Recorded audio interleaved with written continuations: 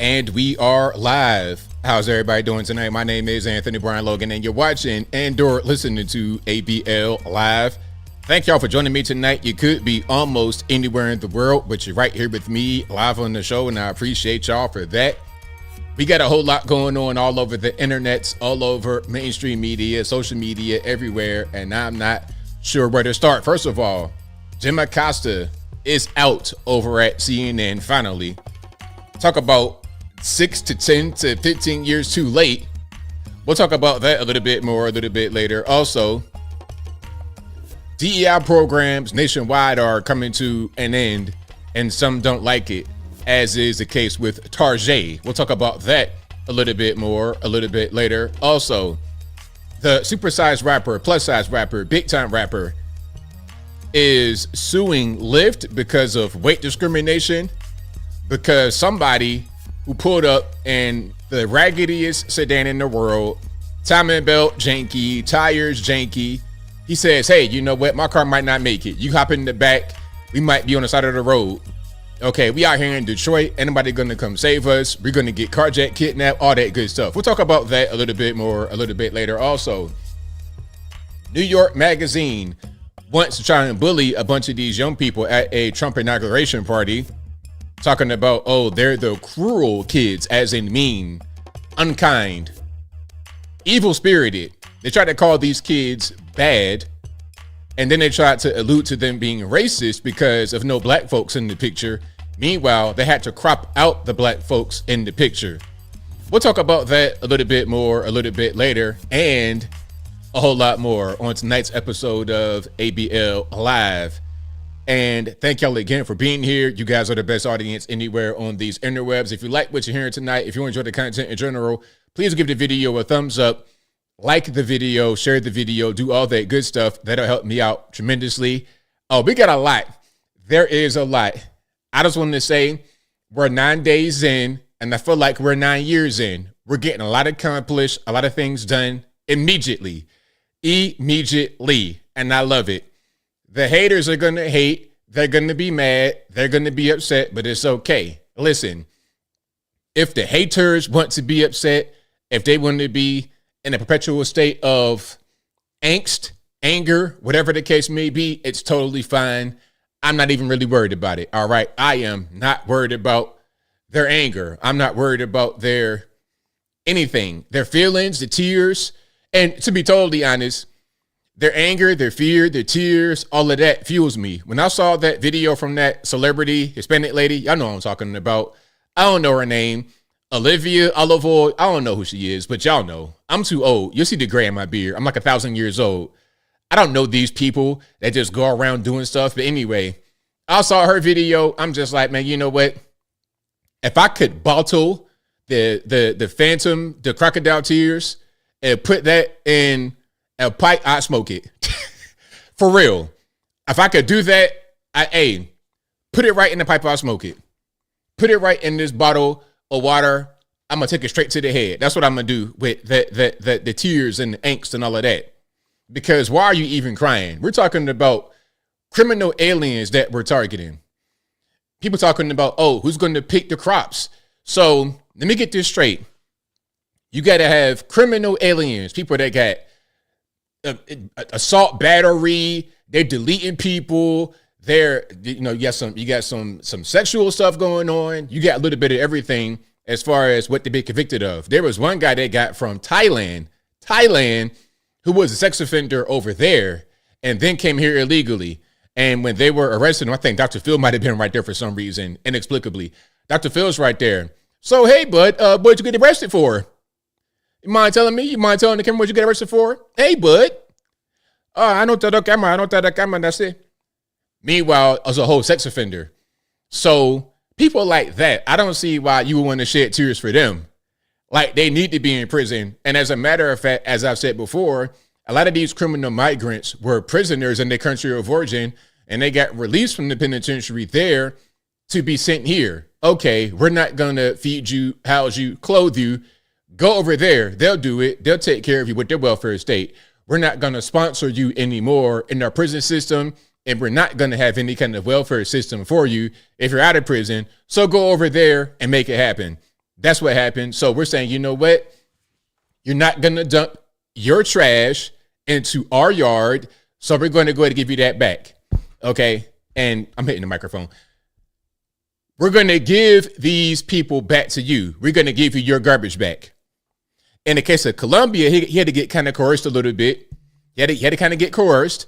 Okay. And the funny part about the guy from Colombia, the whole Colombia situation, there was one person over there, it might have been a politician or just a person talking about, oh, well, if you want to dump these migrants in Colombia, we're going to give you the gringos back because you guys are all in the red light districts. For real? So explain your president getting caught out there with the transgender, and he's married to a woman. So your male president got caught with a transgender, a biological male looking like Ravishing Rick Rude. You understand what I'm saying? Looking like Mr. Perfect Kurt Hennig. Look like a whole pro wrestler with a dress on and some makeup. This dude, I'm talking, hold on. Can I find that picture right quick? The dude look bigger than the president. Hold on. President of Colombia, transformer. Nah, I ain't gonna search that. They probably would give me, if I said transformer, they probably would try to give me they probably would try to have the federales come to my door. But hold up though. All right, so look, Colombia president Petro having an affair with a trans woman. It's an old video, but you out there with her. So you talking about gringos and red light districts. Well, who is this person right here? I mean, this dude looking like a young Triple H right here in the face. So I'm not trying to hear nothing about no brothels or no gringos, none of that kind of stuff, Colombia, okay? I don't want to hear a word. And I also don't want to hear a word about the migrants. We're going to give them back to you. Y'all can have them. We're good. Thanks. Hey, thanks, but no thanks. ABL, who's going to water the crops? Who's going to pick the cotton? Wasn't that what they said about the slaves? Hey, man, how are we going to free the slaves? Like, who's going to pick this cotton? Okay, who's going to warm my bed? Hey, who's going to take care of my kids? Who's going to fix the fence? Who's going to do anything around here? Who's going to make the clothes? Who's going to cook? I'm going to miss ABL's seasoning. I'm going to miss the seasoning that ABL did. If we free him, who's going to do it? Same thing now. Oh, if we deport the illegal aliens, who's going to pick the crops? Who's going to make the beds? Who'll pick the fruit? It's the same argument from the same people. And a lot of black folks, people that look just like me, want to argue for those people. Y'all would have been the ones that Harriet Tubman had to pull the gun on. Because you know Harriet Tubman, listen, sometimes when she would free the slaves, it was by force. And I don't mean having to put the gun on the slave owner. No. The force was some of the slaves didn't actually want to be free. So Harriet Tubman says, okay, look, you're going to actually get off this plantation. You're going to be free, whether it's by force or by choice. The choice is yours. You can choose to get off the plantation or I'll make you get off. The people that talk about the migrants wanting to defend them, thinking that Trump's a racist to black folks, y'all would have been the ones on the plantation. Oh, we can't leave. They said we can't leave and you're going to get me in trouble. That's y'all. That's y'all. Not you guys who are watching. You guys use your brain for more than a hat rack. You use your brain for more than a fashion accessory with your hair and your pretty makeup and all of that. You use it for more than that. You use your brain to think. You use your noggin to process information and you get back logical results. A lot of your counterparts, a lot of your kinfolk, a lot of your co-workers, they don't use their brain at all. They don't use their brain. We've seen some of these street interviews and people get asked questions. They have the dumbest answers ever. People say, oh, you always pick the dumbest person in the interview. How do we always pick the dumbest person? Always. Sometimes that's just the average thought process of normies walking around. It's shocking to those of us who don't talk to them that much. It's shocking to us. It's like, how can you be that dumb? That's the average person. I saw this map many years back, and it was a map of where people were guessing a country was. I think it might have been Iran or something like that. They were guessing all over the whole world. A lot of people pointed to Australia. It's like, Australia, that's Iran. That's where that is. Okay, cool. I'm telling you, you'd be surprised just how uninformed and unintelligent the average person in this country is. It's really, really bad. So rather than giving $20 trillion to Ukraine, how about giving $5 to not healthcare. That's a whole different story. The Big Bet Brigade is all over the healthcare issue. But aside from that, invest a little bit of money into our education system. And if you got places where the kids can't read, I've said it before. If the kids can't read by third grade in the community, what we're going to do, we're going to put those kids into some kind of VOTEC program in the fourth grade. If they can't read by the third grade, we're putting them in VOTEC in the fourth grade. Ain't no sense in just kicking them through the system when they're illiterate, can't read, can't do anything. Ain't no point in doing all that. We're wasting taxpayer money, we're wasting time, and we're wasting the life, to be totally honest, because if you get pushed through that way through the system, you're not going to actually be able to be productive as you grow up. Usually, if you can't read by the third grade and it never improves, but you probably won't improve by the third grade, you're toast. Go to VOTEC right now. That's what I would do. And I would invest money into that. So then they can't say, oh, there's no workers. We don't have any workers. People can't, they don't want to work. There's no workers. No. We'll have our American workforce. We don't have to rely upon slave labor, illegal aliens, and things of this nature. We don't have to break laws and circumvent the federal government just to be able to get cheap labor at Dippin' Dots or wherever y'all want to go eat some food and whatnot. Okay, that's what that is. So yeah, shout out to you guys. I appreciate y'all for joining. We got a lot going on today. There's quite a few videos, people upset, triggered, butthurt. But I hope those who are upset and triggered and butthurt are going to be okay as you see just how good this administration is. That's what I hope. That's my wish. All right. NERN says, who's going to sell the drugs though? Hey, Big Pharma. That's the real dope boy right there. Big Pharma. Most of your drugs that are in the street, like fentanyl, that comes from Big Pharma. That's all a Big Pharma creation. Most of your drugs people use come from Big Pharma. Whether you buy it from Big Pharma is not even the point. The point is that the sequence for fentanyl came from Big Pharma.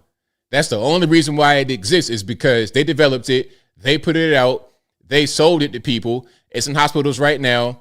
You get shot or something like that in the street, they're going to put you on the fentanyl for pain relief. You got shot in your head, shot in your back, something crazy like that, and you're in the hospital. Okay, here go a fentanyl drip. And then you get out, and now you get withdrawals. You could be on the plane. I'll fight everybody on here in 2 weeks. If you go to Big Pharma, the doctor's office basically, and they're able to get you hooked on that stuff. That's how it goes. You get a back injury at work. You get shot. You get beat up real bad. Okay, boom, fentanyl. Boom, Percocet, Xanax. Boom, boom, boom. You on that, and once you are hooked on it from the doctor, from the hospital, and you can't afford it anymore, let's go to black tar heroin. Let's go to fentanyl. It's cheaper. And that's how it goes. And if you like that lifestyle, you want to continue that lifestyle, what they're going to do, okay, go to California. You could be a crack smoker, a heroin user, a meth smoker, and you could get all type of stuff. You could get food, clothing, maybe even shelter. You might even be able to get a brand new building built for you right there in Skid Row, right there in New York City, just for you to smoke a crack all day and go get a nice warm meal and a nice warm bed. Okay, that's California for you right now. But we got a lot going on today. Shout out to y'all. I appreciate y'all for joining. If you like what you're hearing so far, if you enjoy the content in general, please give the video a thumbs up. Like the video, share the video, do all that good stuff. That'll help me out tremendously. Yeah, that's right. Dang on fentanyl ferrets. Shout out to the Freedom Express. I appreciate you for your very first super chat, if I'm not mistaken. Shout out to you, boss. All right. And thank you to Star Scoprio, who said, shout out from Toronto. Longtime listener. No more hate watching the press briefing. Binder is gone. And finally, someone competent is in. Right on. Yeah, Corinne Jean-Pierre was the definition of diversity, equity, and inclusion. And I'm not trying to say that because she's black. I'm trying to say that because When she first got in there, she listed all of her accolades, meaning I'm black, I'm LGBT, and I'm a woman. And I'm like a what, first generation because she's Haitian. It's like, I don't care about all your individual little checkpoints of your identity. What I care about is, are you going to do a good job as a White House press secretary? Are you going to get up there and tell the truth? Or are you going to get up there and obfuscate things? Are you going to lie? What are you going to do while you're up there as the White House press secretary? That's all that matters. All the other stuff is irrelevant. It's not important. It doesn't matter. Are you going to do a good job at your job? Yes or no? If the answer is yes, and the proof is in the pudding, great. If the answer is yes, and you don't do well, I'll judge you on that. If the answer is no, then what are you there for? Very simple. All right. But shout out to y'all. I appreciate y'all. And before I continue, shout out to the sponsors. Shout out to patriotpost.us, your best source of news and information anywhere on these interwebs. Their link will always be in the box, or just go to patriotpost.us. Tell them that ABL sent you. Go to my merch website, ablmerch.com. That is ABLmerch.com. We got the hats, t-shirts, stickers, hoodies, mugs, and more right there on the website, ablmerch.com. Also, go to my regular website, anthonyblogan.com. That is ANTHONY, the letter B, LOGAN.com. Go to the front page of the website. You'll be able to find articles for each video that I produce. And in each article, you'll find sources from the left, from the right, from the center, from Democrat, Republican, politically agnostic, local, national, international, whatever you want. I got it right there on the website, anthonyblogan.com. Again, ANTHONY, the letter B, LOGAN. Also go to the contact page of the website, anthonyblogan.com/contact-us. They'll be able to find my email address, my SNAML address, my UPS box, of course, my social media accounts, my Facebook, Instagram, Twitter, never going to call it X, TikTok. Yes, I am 1,000 years old on TikTok, and it's fine. But all those links are right there on the contact page of the website. And as I always say, if you're ever wondering if you are conversing with me or not, you know what you could do? Just double check. First of all, a little bit of common sense, okay? I'm not going to be in a YouTube comments talking about, I have some Bitcoin for you, also foreign exchange. I'm not going to be doing that in the comment section, okay? So if you think you have connected with me in the comments about some money, some financial stuff, it's not me. When I comment, I'll say stuff like, thank you, I appreciate it, or I might counteract what somebody says. I'm not going to say, I ain't going to really argue, but I might have to give a little bit of a fact checking, or maybe I'll post a sponsor link and it's going to be pinned to the top of the actual comment section. But I'm not going to be in there trying to solicit my services, talking about Bitcoin, foreign exchange, nothing like that. Okay. So y'all don't get caught up, because usually when that kind of thing happens, you're being scammed by somebody from Nigeria or Eastern Europe or the Indian subcontinent. Okay. Oh yeah, they on it too. Oh, the Indian boys, they go hard. They will get you if you let them. Okay. And I can't do my Indian accent yet, so wait on that one. That's Indian accent loading. Okay, Indian accent loading. But yeah, it might be an Indian dude, somebody in Lagos, Nigeria. He might look like me in real life, but he's not me. Or it'd be a guy, Eastern Europe, like the old Yugoslavia in the South, some dude looking like Olaf or Boris, one of them kind of guys. All right. It's like, all right, Odin, I'm not going to give you my routing number to my checking. I'm not giving none of that information. All right. So just stay over there fighting the bears and drinking your whiskey and things of this nature for breakfast. Okay. Just do that. But anyway, we got a whole lot going on. Shout out to you guys again for joining. So people are crying. They're upset. And you know what? Can I say something right quick? Can I say just one thing? Red flag for anyone, male, female, dog, cat, non-binary, whatever you want to identify as. You want to identify as a Powerpuff Girl, a Power Ranger, Sailor Moon, Dragon Ball Z, that's fine. The red flag for all the above mentioned identities is crying on your cell phone and then uploading it to the internet. That is the biggest red flag. Hey, you know what? You can cry and do that privately without recording it, editing it, putting captions on it, and then putting that on TikTok. Okay, but let's watch anyway. How could you walk up there and vote for him after everything he said he was going to do?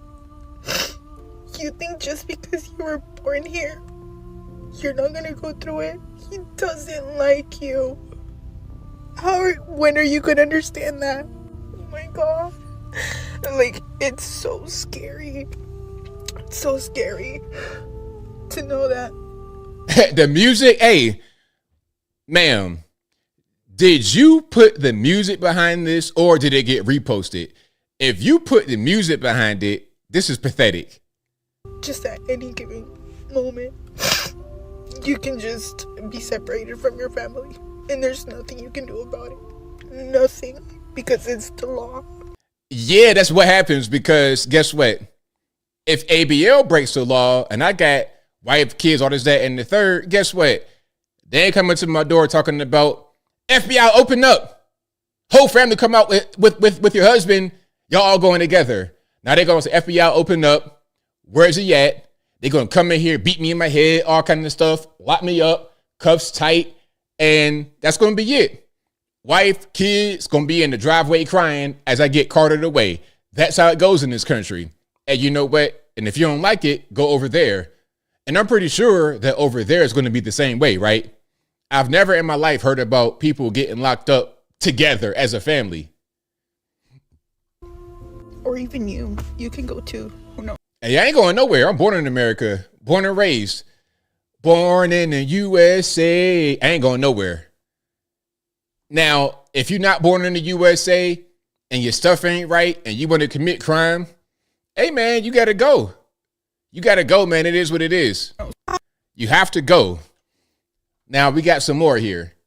This, I don't think is her complaining about the migrants. This is her who says it's no longer safe for women to walk alone near men in Chicago because Trump won. Okay, let's see this here. Walking around in downtown. RIP to the headphone users. Let's start from the top, shall we? Walking around in downtown Chicago and a group of men drove past me and yelled stuck up bitch at me. Since the election, I wanted to point out that the way that men catcall me and other women that I know has felt a lot more aggressive and bold. So since the election, catcalling has become a lot more aggressive. All right. To the point where I'm scared that at some point they're going to pull over and try to pull me into the car. I don't know if anyone else has noticed this or has stories about it, but I feel like it's dangerous because before it used to be, oh, where are you going? You're so pretty. And now it's like, you're a bitch. I'm out to get you. And it's really terrifying. My question is, why are you whispering outside? I don't understand. So her caption says, over the last 2 months, men have become more aggressive and bold. Now, to the ladies in the chat, have y'all seen that? Have you noticed that men have become more aggressive ever since Trump won? All right, is that what's going on? Now, speaking about aggression, the opposite of aggression is Ben and Jerry's. Ben and Jerry's ice cream, they're still super, super, super duper woke. This is a recent ad from them that appeared on the TikToks. All righty. Yeah, somebody said it. The B word ain't quite a cat call. That's what I say. But hey, what do I know, right? Stick to ice cream. Not gonna lie, we get this one a lot. Yeah, we're in the ice cream business, but we've always been about much more than just ice cream. We use our power, our privilege, our platform, and our relationship with our fans to advocate for progressive social change. So no, we're not just gonna stick to ice cream. And we're never gonna stop trying to dismantle white supremacy and the climate crisis or fight for our democracy. What does that really mean, though? When people say stuff like that, we're going to dismantle white supremacy. What does that actually mean? Climate crisis, like buzzwords, buzzword salad, buzzword soup, because it ain't no nutrition. It's just straight up like water, basically. And no, we're not going to stop fighting laws that restrict trans rights, ban books, and roll back abortion. Now, banning books, you're talking about the pornographic books that they were having kids' elementary schools. Why do we need books like that in elementary school? I don't understand. Why does that make any sense to have? When I was a kid, we had the decency to have those kind of books in a separate place, like not where kids can access it. Back in the day when they had the video rental stores, we had a spot called Got It Video in Portsmouth, all over Virginia, but in Portsmouth, they had a spot called Got It Video. Now, Got It Video was like Blockbuster Hollywood or whatever. You go in the front, they got your games, your movies, and whatnot for rent. Now, you go in the back, you go in the Diddy room, in the back, they got some other stuff. And it had the decency to label itself. It had a little black curtain, a little sign, 18 and over. That's what it was. But these people are trying to put those kind of books right in the kids' library like it's nothing. Protections. Caring about that stuff, doing something about it, and supporting communities who've been directly impacted by it is part of our DNA, and it has been since we opened up our first scoop shop in Burlington, Vermont back in 1978. Ben and Jerry were two best friends who loved making ice cream. But for them, the only reason to be in business was to do business differently. Whether we're working with activists in St. Louis to close a racist and inhumane jail, or working to restore the right to vote for people who were formerly incarcerated in Florida, or turning up a delicious new flavor in support of refugee rights in the UK. So has that become their brand, like woke ice cream? Is that brand working out for them? I like to know. Being an activist company is who we are. And we know our fans wouldn't want it any other way. Because while we love making the best possible ice cream in the best possible way, the world needs more than just great ice cream. We don't pretend to always know the answers, but we partner with and take the lead from activists and allies who do. And we hope you'll join us in taking action to support them. Okay, let's go back here. So a bunch of these things, ACLU, unqualified immunity, all these things, Black Voters Matter. What I see, do you know what I see when I see this collage of logos? I see a bunch of money.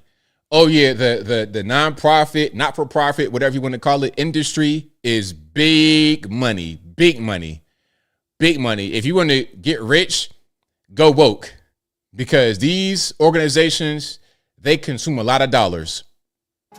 That's just who we are and who we've been for 45 years, and that's why we'll never, it doesn't matter.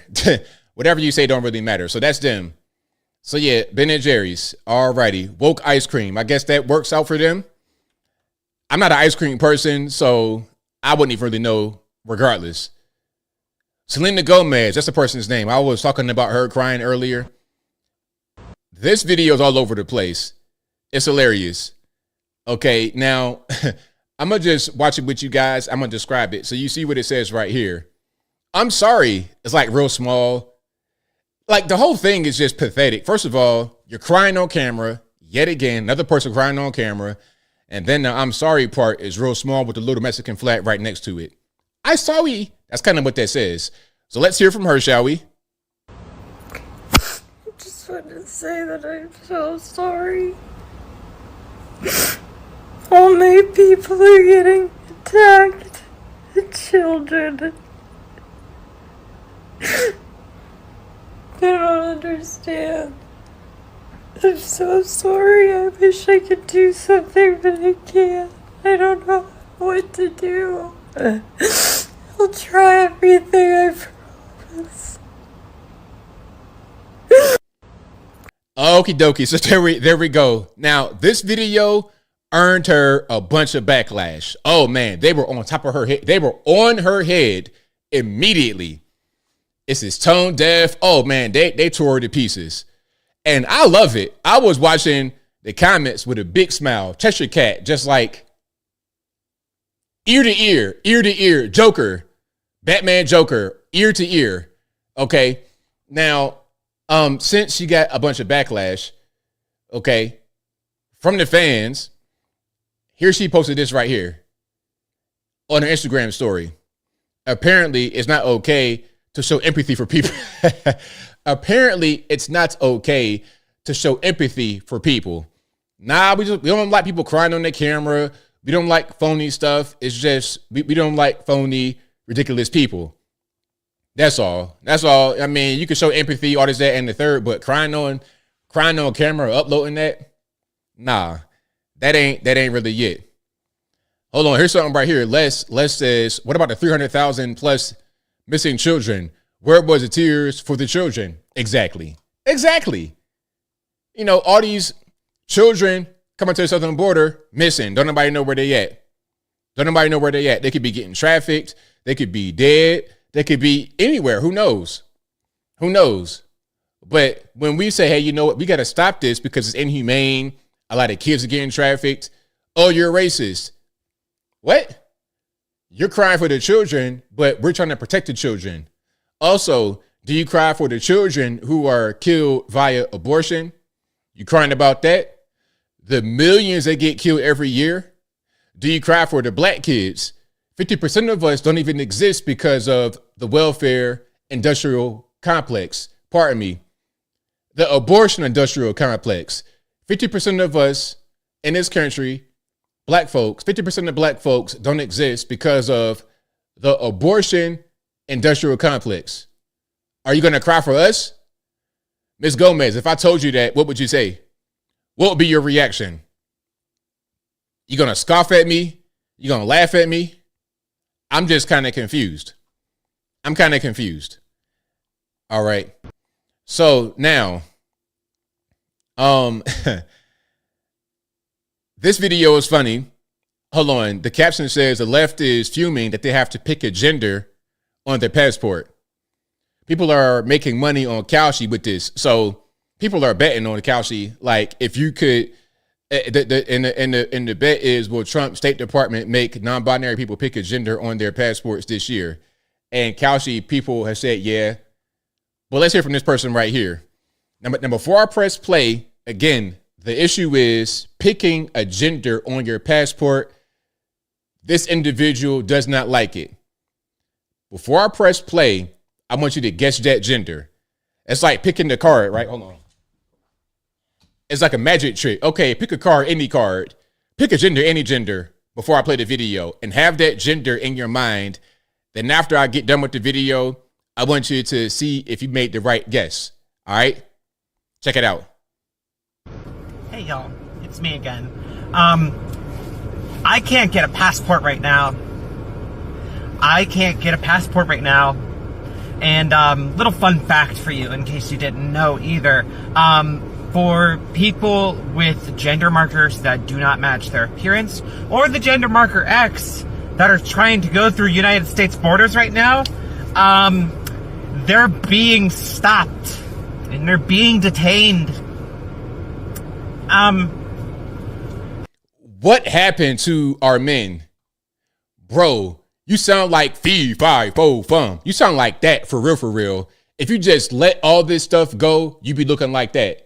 You be Olaf, I was talking about earlier. You be, matter of fact, you got copper top, you be Conor McGregor. Okay, you be a whole UFC Irish, you be fighting Irish. That'd be you. If you let all this other stuff you got going on go. But let this person continue. Hey, can you guys do me a favor and research this funny little thing called V-coding? Y'all, I don't know what I'm gonna do. And I gotta go to work like nothing's happening right now.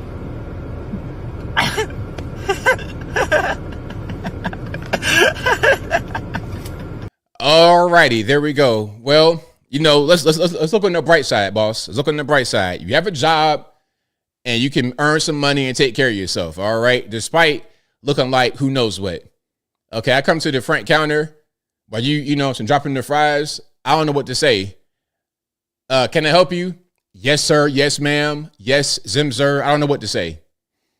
But yeah, man, if you get past all this stuff, man, you can do great things in your life, but you got to get past this jazz right here. All right. You got to get past it. That's all. So yeah, it's very simple, man. Whatever you want to identify as, anybody trying to take that from you, anybody trying to say, look, you got to identify as a male. If you don't want to identify as a male, then don't. But guess what, though? Your chromosomes ain't changed because of how you feel.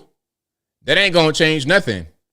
Your chromosomes are your chromosomes, so that should be what the passport says. You know what? Here's something else. Here's what I would do. If I was to compromise, me as a leader, I would not compromise. But let's just say I had to, right? Just for this hypothetical. I would say the passport should have XX or XY. So then there's no question about nothing because you can't dispute that. You can't dispute that. There's nothing you can do to change that. And until you can change it, that's just what it is. Now, if you got more than X, X, or XY, throw that on there too. Like if you got like a real disability, but 99.99999% of these people who identify as something else don't have a disability, don't have some kind of extra chromosome. They just want to be different. Be different. You could come to TSA, 7 foot tall, dressed like Melania Trump at the inauguration with the hat, the high heels, all of that if you want to. But guess what though? When you pull out that passport, that little blue book, what's it going to say? It's going to say X and Y. You are a boy. You are a male. And you know what? When you're going through the TSA and then they notice a little something in your situation and they got to pat you down, people going to be able to see what it is. It's going to be a little blank spot right there in your area, and they got to go ahead and just do all this jazz right here. Okay? They're going to do that to you regardless of whether you identify as Melania Trump or Selena Gomez or whoever you want to identify as when you really are a male. Now, identity. This person has quite a few identities. This is a teacher. Yeah, a teacher.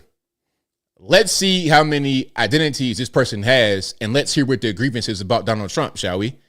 All right, let's watch. Pronouns are they, them.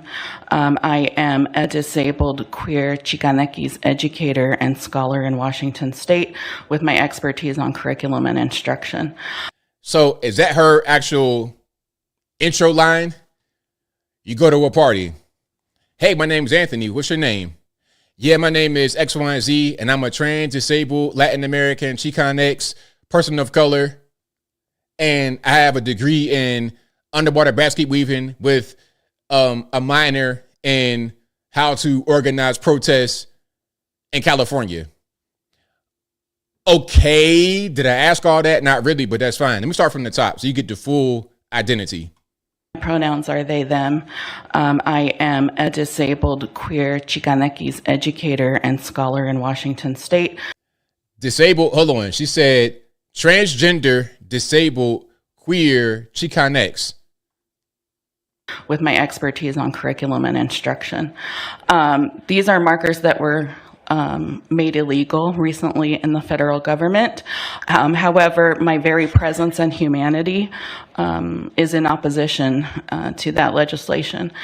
I want pronouns. Man, look, I don't understand. You identifying how you identify is not cause for concern. The problem is when you people want to push that on other people. When you're a teacher, you identify like that and you're pushing that onto these impressionable young people. That's the problem. And a lot of y'all that have these kind of pronouns are also sex offenders. Yes, I said it. Yes, I said it. We see it time and time again. Don't act surprised. Do not act surprised that I said that because we know the truth. A lot of these people with the weird pronouns and all kind of extra stuff going on, sex offenders. So I don't think you would want that kind of person in the class with your kids. All right. I don't think so. Now, here's a good one. This is a good one about the mass deportation. Now, you see the caption here. Mass deportation, who's going to work? The unemployed DEI people. Let's watch. This is to all you fuckers that are concerned. I'm sorry for the cussing. About this mass deportation. Saying, oh, who's going to work the fields? Who's going to pick the fruit? Nuts. The unemployed DEI people. They're going to need a fucking job. They can do it. There you go. Hey, you know what? Somebody will do it. You know, before we had the influx of illegal aliens and after slavery, we managed to get things done in this country. After slavery and before the influx of the illegal aliens, we got things done in this country. We used our hands. We went out there. We were in the fields. We were industrious. We did things in this country. But we want to go back to the 1800s and bring slavery back. That's all that it is. That's all that it is. Now, Just Stop Oil interrupted Sigourney Weaver's performance. Now, I'm not quite sure what she's doing as far as the performance. I don't really know. It's like some kind of sit-down show. If you guys know what she was doing as far as the actual performance and full content, y'all let me know. But they interrupted. himself upon thy wicked jam. Come forth! As wicked you, as ere my mother brushed with raven's feather from unwholesome fen. About to stop the show, ladies and gentlemen. Sorry.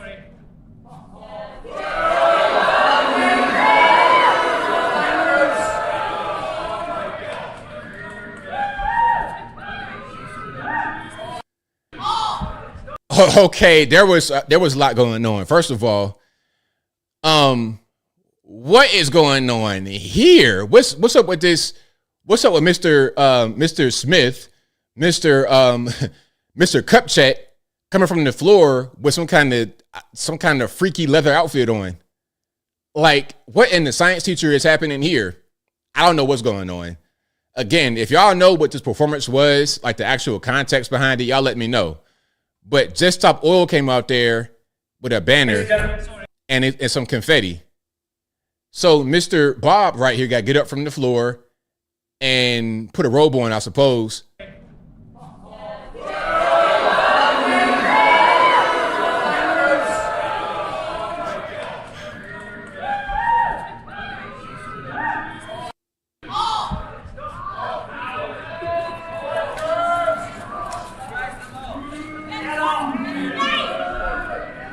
Man, look, if this was a different stage, these guys would have been mincemeat. Like the dude that got on stage with Dave Chappelle. Man, look, that dude had like the fake knife. That dude was looking like a bowl of dog food at the end of that, man. He was all lumped up. But yeah, shout out to Just Stop Oil. I don't understand what the whole point of doing that. And my question is, how did they even get on stage like that? How did they come from backstage or wherever and just hop on stage with a banner and some confetti? How did that even happen? I don't know. But hey, shout out to them. Now, speaking about Hollyweird, I got to play. I might do a video about this. This is Jesse Eisenberg on Bill Maher. Now, Jesse Eisenberg played Mark Zuckerberg in a Social Network movie. Okay. Now, this kind of thought process is rampant in California among the liberal elites. This is why California is a left place, because of guys like this. All right, let's hear what he has to say. All right. What about, you played Lex Luthor in the Superman movie. And it's interesting because I see Zuckerberg now at the inauguration, and he's right at the seat of power. You kind of played Lex Luthor as a tech bro. Yeah. And you must have some feelings playing, because you also played, obviously, famously, in the Social Network, Mark Zuckerberg. What do you make of all that's going on with the tech bros? And I look at it from a very specific perspective, which is just like, if you're so rich and powerful, why are you not just spending your days doing good things for the world? Like, so. Now, he's talking about Elon and Bezos, anybody that's getting involved in politics right now. Okay, why do that? Why not just do good things for the world? See, what you think about as far as good things is the same as what I think about as far as good things. Just because you have different points of view on what quote unquote good things are does not mean that they're not doing it. It just means that you don't like it. That's all. I don't like, it's hard for me to like understand like the specifics of what they're doing, but I just know, like, I married a woman who's like this amazing activist. All she thinks about all day is how can I help the people who are most in need. And so when I watch these like incredibly powerful people, I just think like, wait, why are you not spending your day helping people? Why are you like getting mired into this weird stuff I don't really understand? You don't understand, exactly. You don't understand. So here's what I would say to you, Mr. Eisenberg. What I would say to you is, how about reading, educating yourself, or asking the question? Ask the guys a question if you have any kind of concerns. Ask guys like me what they're doing. Ask somebody rather than just being ignorant and operating off of ignorance. If I don't know something, I'm not going to speak on it. I won't get on TV and say, I don't know what they're doing, but I don't like what they're doing. How do I not like it if I don't know it? It doesn't make any sense. But guys like this is your typical California, Hollywood, liberal elite. That's him. They all talk like that. They all sound like that. They all think like that. That's why California is such a deep blue place, because of guys like this. Ignorant people who think that they are elite and they know everything, which is why he says, well, I don't know what they're doing, but I don't like it because it's not what I do. That's that elitist point of view. I know more than you. We're the leaders. You guys know nothing. Follow whatever we say. And if you don't, you're a racist. You're a bad person. That's how they operate. But I digress. And like taking, privacy concerns away, hurting people who are already hurting marginalized people. Like, to me, I can't even understand that. So I'm not exactly thinking about them in politics. I'm just thinking, why are they not spending every day helping people? Now, his wife, I looked it up, works for a nonprofit or not for profit, whatever, like a battered women's shelter. Like, your wife works for a place that ultimately will profit off of the suffering of people. Ultimately, I'm not saying that she's not doing a good thing, doing a good service, but if you wouldn't get down to the core of it, it is what it is. Now, what a lot of guys who you criticize are doing are trying to reduce the need for such things. They're trying to reduce the issues and the problems of society. Your wife, shout out to her, helping battered women, great thing. But how about we reduce the need for such places like battered women's shelters, migrant intake shelters, the welfare system, food stamps. When they announced that there's going to be a freeze on federal monies, there was an instant panic because a lot of people, black, white, or whatever, thought that the stamps are going to be shut off. Instant panic. We need to get ourselves to a place where that kind of thing doesn't really happen. We could be more self-sufficient and not be relying upon non-governmental organizations to take a bunch of money, put it in their pocket, make themselves rich. The homeless industrial complex, welfare industrial complex, abortion. We need to get away from that kind of stuff. We need to get away from it and become more independent, more self-sufficient. I think you should get an Oscar just for that speech. Thank you. The movie's fantastic. So yeah, that's Hollywood for you. That's how they are.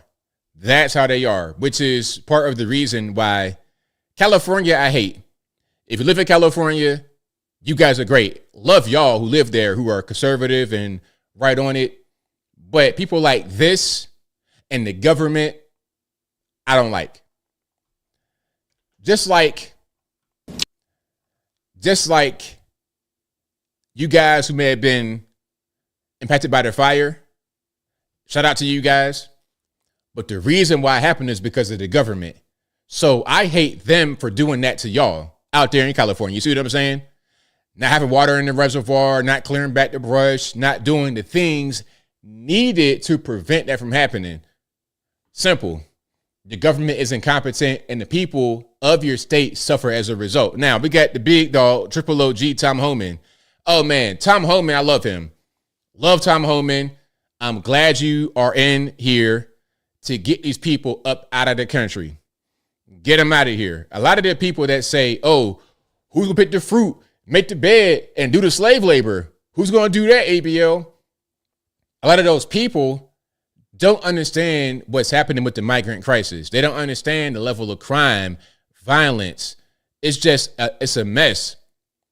Some people living up high on the hog, ivory tower in the sky, don't care about regular everyday people. Some of those people are like, hey, look, I need my gardener. I need my maid. You're going to kick away the illegal aliens. Who's going to make my bed for next to no money? Who's going to do that? They don't care about their cousins and whatnot that come with them, or people that just came through the border who are not working, who are in our neighborhoods, in our communities, impacting us negatively. I did a story. I might have done a video on it here, but I did a story. I saw a story about an illegal alien from Venezuela killed an entire family driving drunk here in Chattanooga, and the family was all Hispanic. That's kind of how it goes. So people like that who say you're racist for supporting the mass deportations, they don't see the impact of the migrant crisis on regular everyday people. They don't see it. So here's my man, Tom Homan. Check him out. If you're in the country illegally, you're on the table because it's not okay to, violate laws of this country. You got to remember, every time you enter this country illegally, you violated a crime under Title 8, United States Code 1325. It's a crime. So if you're in the country illegally, you got a problem. And that's why I'm hoping those who are in the country illegally who have not been ordered removed by the federal judge should leave. If you're in the country illegally, you're on the table, because it's not okay to, violate laws of this country. You got to remember, every time you enter this country illegally, you violated a crime under Title 8, United States Code 1325. It's a crime. So if you're in the country illegally, you got a problem. And that's why I'm hoping those who are in the country illegally, who have not been ordered removed by the federal judge, should leave. If you're in the country... Exactly. Look, just go ahead and roll out. Just go ahead and roll out, especially the criminal migrants. That's number one. Go ahead and roll out. Let's go ahead and, let's go ahead and hop too. We don't got time for all the nonsense. All right, Lindsey Graham. Let's see what he says. He says, well, I'll let him just say it so you can hear it straight from the horse's mouth. Canada, Mexico, and the United States are like three of the 20 economic powers in the country. There are three of us that do this, maybe Brazil. So it's a magnet for legal immigration. Here's what I learned yesterday. I didn't know. There were about 250,000 people born in this country to illegal immigrants and got the benefit of birthright citizenship. That's 7% of all the babies born in the country. So I think when it comes to legal immigration, if you want to turn off the spigot, change this policy. I think it's a cheap way to award citizenship. You should not be a citizen simply because you were born here. You have to have some connection to the jurisdiction of the United States. Canada. So there we go. So again, shout out to Lindsey Graham for that. All right, let's keep on rocking and rolling. Back to Tom Homan.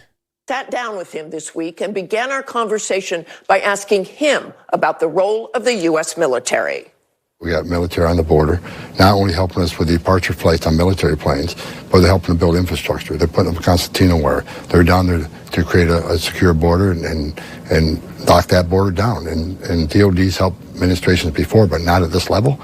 So it's a force multiplier, and it's sending a strong signal to the world. Our border's closed. I sat down with him this week. The border is closed. It is closed. The confrontations at the border have most certainly dropped down. Now, here is Melania out there speaking to some of the fire victims, and somebody in the crowd might have been from Serbia or somewhere like old Yugoslavia.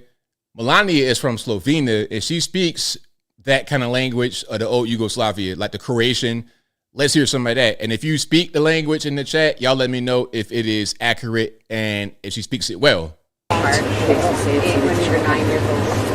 Bili ste doma kad ste videli ove? Da, ja imam naša kuća na ovoj strani. Kad je počeo rat na ovoj strani, on je bio dosta naručen. Kaže, Igor na balkonu da vidiš. Ja sam nazvala prodavnice. I nisam htjela da idem. Niko nisam mislila.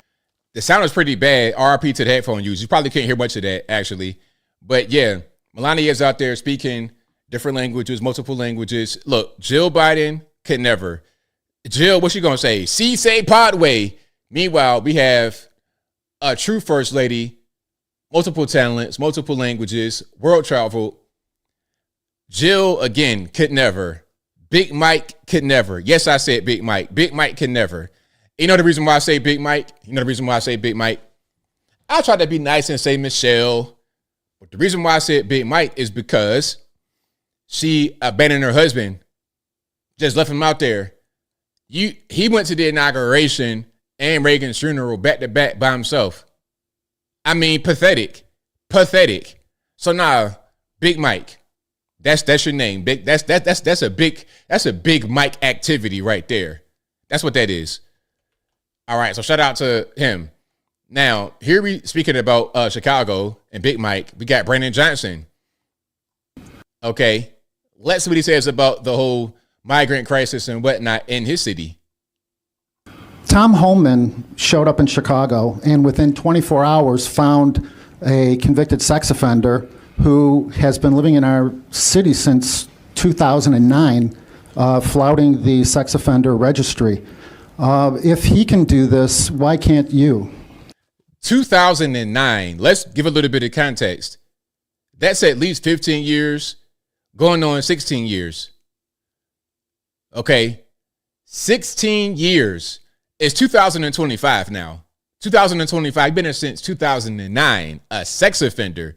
And y'all couldn't find him. Okay, y'all couldn't do nothing with him. Why? Because that's their job. That is their job. The federal Their government job's not to keep has a the people of Chicago responsibility safe. to make sure that individuals who are undocumented, who have been charged with, convicted of a crime, it is the federal government's responsibility to do their part and uphold the law. Our local police department, along with our public health department, along with our other sister agencies, are working to build a better, stronger, safer Chicago. And as we've stated repeatedly, those critical investments, you continue to see the results of those investments as violent crime continues to fall in Chicago. So basically, I'm passing the buck, because the federales, it's their job to enforce, the migration issues, deportation or whatever. But he's in your city as a sex offender and not even registering he's just living where he wants to live. So why couldn't y'all identify this guy? See, this is going to be a danger to the community. This guy's on the registry and y'all didn't know where he was at. Y'all couldn't go get him. I don't really understand, because he's illegal. You want to leave him alone. So you want to put your community in danger because of somebody's immigration status. It's crazy. It's totally crazy. But hey, Mr. Panic Attack himself, he don't care. He don't care. 2009. So this predates him. Now, if I come into office with that kind of thing going on, I'm like, all right, you know what? Let's kind of crack down on some of these people. Let's go ahead and get them up out of here. But I guess not, right? I guess not. So yeah. Shout out to Brandon Johnson and Lori Lightfoot and everybody else that came before him. Now let's go to my main man, the triple OG, JD Vance. Now, the Margaret Brennan interview was ridiculous, making faces, all that jazz right there. I was actually getting kind of mad. I was getting beyond triggered. I'm triggered off the rip anyway. I'm triggered. As soon as I saw Margaret Brennan in general, she triggered me. So I'm already in a state of trigger, and then that happens. I'm like, oh my goodness, make it stop. Make it stop, because I am getting heated like a tikaro. And hey, my hat gonna blow off. I'm like steam out of my ears and everything else. But let's watch my man JD. Well, Margaret, all right, let's see what's happening with him on CBS Face the Nation. Check it out. Well, Margaret, I don't agree that all these immigrants or all these refugees have been properly vetted. In fact, we know that there are cases of people who allegedly were properly vetted and then were literally planning terrorist attacks on our country. That happened during the campaign, if you may remember. So clearly not all of these foreign nationals have been properly vetted. But there are 30,000 people in the pipeline, Afghan refugees. But my primary concern as the vice president, Margaret, is to look after the American people. And now that we know that we have vetting problems with a lot of these refugee programs, we absolutely cannot unleash thousands of unvetted people into our country. These people are vetted. Good. These people are vetted. Just like the guy who planned a terrorist attack in Oklahoma a few months ago, he was allegedly properly vetted, and many people in the media and the Democratic Party said that he was properly vetted. Clearly he wasn't. I don't want my children to share a neighborhood with people who are not properly vetted. And because I don't want it for my kids, I'm not going to force any other American citizens' kids to do that either. No, and that was a very particular case. It wasn't clear if he was radicalized when he got here. That face right there. Oh, that right there. Hold on. Other American citizens' kids to do that either. No, and that was a very particular case. It wasn't clear if he was radicalized when he got here. Look, imagine being in HR and you see that face. Man, I'm about to get fired. Hey, pat me up right now. When they gotta do all this? We don't go through all this rigmarole. You don't gotta bring in the manager. You don't gotta bring security to escort me out the building. Just tell me to go ahead and pack up right now when I see that face. Oh my goodness. Boy. Whew, boy, I'm getting PTSD. Got here or while he was living here. I don't really care, Margaret. I don't want that person in my country, and I think most Americans agree with me.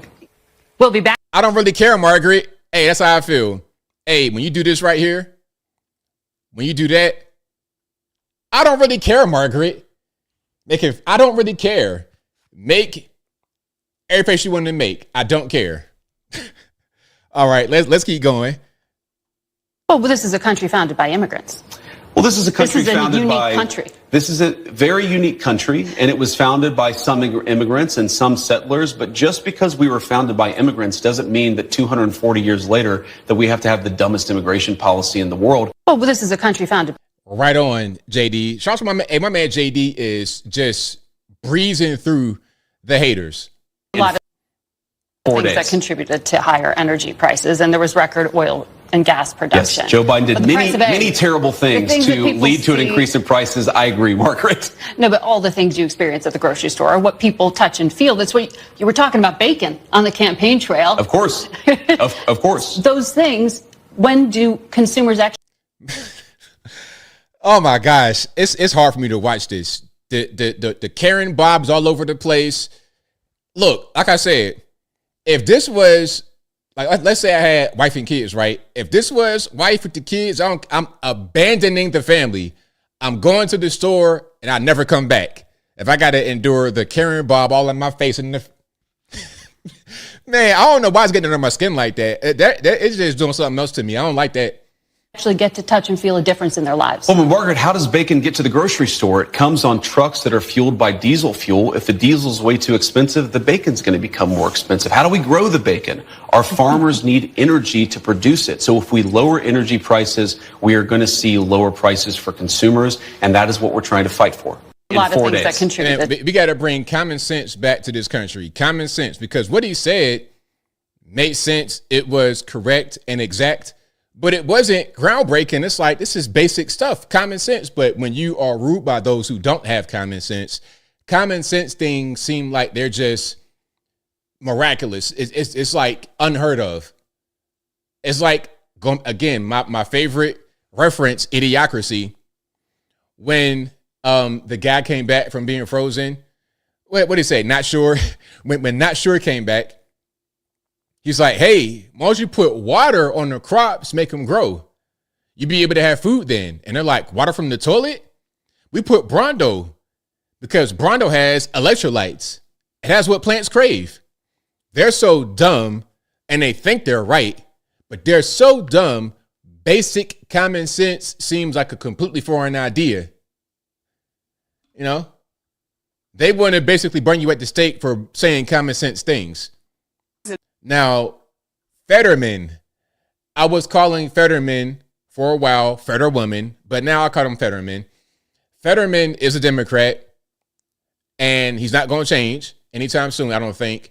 But he is kind of a normie Democrat, like a Eric Adams maybe, a normie Democrat. And that's, I can at least respect him for that. I'm not going to vote for the guy ever. If I had the opportunity to vote for him, I would not vote for him ever. The guy's a Democrat and he's brain damaged, but at least even through being a Democrat and with the brain injury, even through that, he's able to make some sense sometimes. So I'll give him credit where credit is due. Okay, let's watch.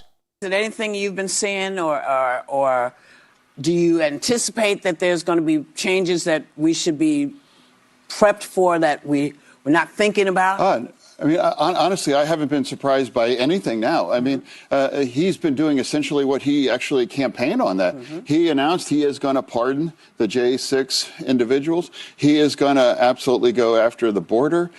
So there's a lot of... I got to pause for fair use because The View does not like me. And whenever I go beyond 30 seconds, copyright. Things that he's already ran on. I mean, criticize a lot of it, and I don't agree with everything either, but it's undeniable he actually ran on that and been really upfront. He's like, I am your reputation, and he's, kind of making those moves. So that's kind of where we're at. Early on, immediately after the election, I was like, hey, we have a choice. We can freak out and follow every other thing around, like a cat, with a laser. A cat with a laser is hilarious. And Fetterman, I just want Fetterman, one thing I want Fetterman to do, and again, I'm not a fan of Fetterman necessarily. He did vote against Hegseth because he's not a conservative, but he's a normie Democrat, and I can respect that to a certain extent.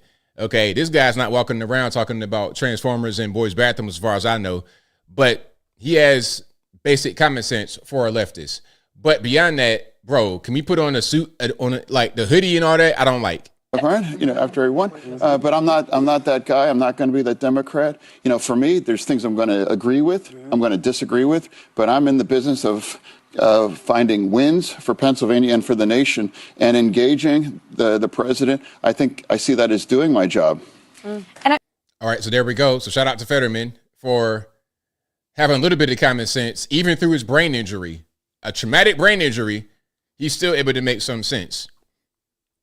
Imagine the guy that has had a literal brain injury, like he can't really think or process right. Imagine that guy making more sense than everybody on that whole panel. That's crazy. That's crazy. Like, imagine that. Imagine a guy who is like disabled after an injury making more sense than you. And it's not even close. Not even anywhere close. It's like, what's your excuse for not making any kind of sense? What's you have all your faculties. You've not experienced a traumatic brain injury. What's your excuse for being Whoopi Goldberg or Sunny Hostin or somebody like that? Anyway, let's go to California right quick, shall we? The caption here says, Governor Newsom can't guarantee that $25 million state legal assistance won't go toward illegal aliens committing crimes. Can we check it out? Let's watch. The other would provide $25 million in grants for nonprofits that provide undocumented people with immigration, legal, and support services, especially those who face eviction, domestic violence, and wage theft. Republicans asked Governor Newsom's administration if it could guarantee the funds would not be used to protect criminals from deportation. The administration says that is not what the funds are for. Obviously, that is not the intent of those dollars. It's not in the intent of the program that are these three existing programs. But that wasn't the question. They'll be like, okay, are you going to use it? Like, or can you say that you're not going to use the money for that or not? Well, hopefully they're not already assisting people with criminal records. And it sounds like to me I'm not sure if is there a check and balance on that already, or do we know, any of these nonprofits have some kind of check and balance to make sure they're not helping criminals stay in this country? I would have to get back to you on the exact checks and balances that are required through these contracts. Newsom's administration told lawmakers California won 2/3 of the 123 lawsuits filed against the first Trump administration. All right, so there we go. So, yeah, that's California for you.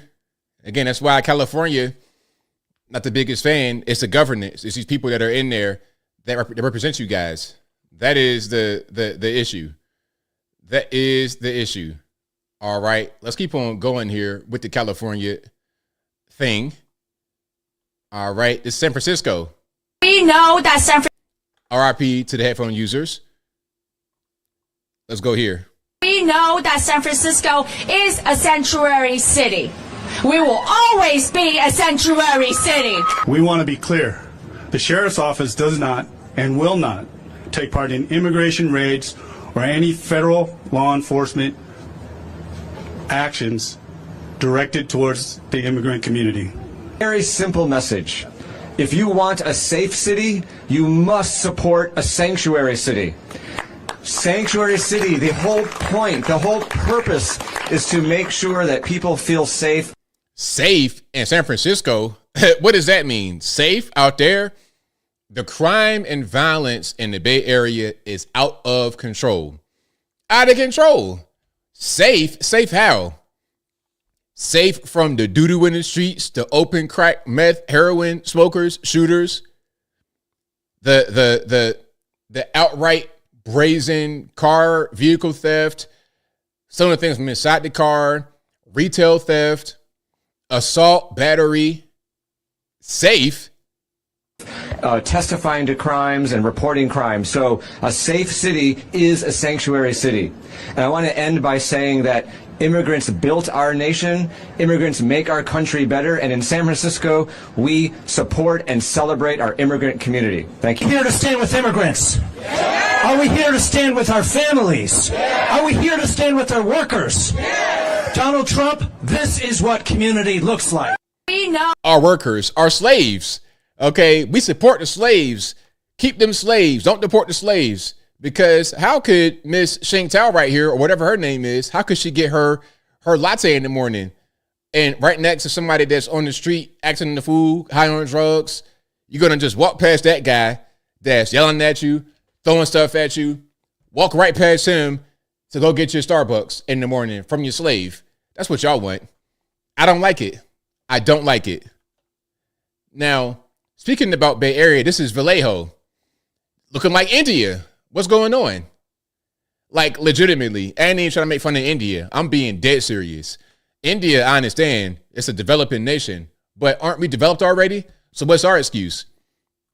Look at this. You have a bunch of trash and homeless encampment right next to the railroad tracks, like literally right next to it. This is some third world country stuff right here in America, right here. Never did I think I would see this kind of thing in the USA. Never. And again, that's Vallejo. It's right there in the Bay Area. Safe. That's safe right there, bro. That's safe. A homeless encampment right next to a train. Hey, one day he might smoke a little bit too much meth, roll out of his tent, and get crushed by the train. All right.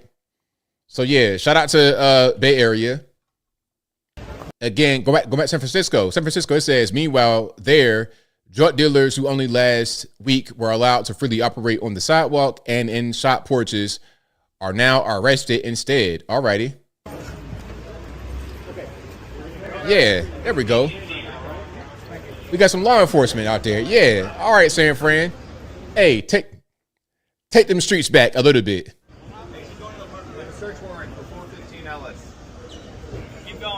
This is California looking like 1970s New York City. And you know, when you see documentaries from New York, back like South Bronx, all that kind of, that's what it looks like right there. California, like San Fran, Los Angeles, it's like old school New York with the crime before Giuliani came in. That's what it is right now. Bars, graffiti, New York City.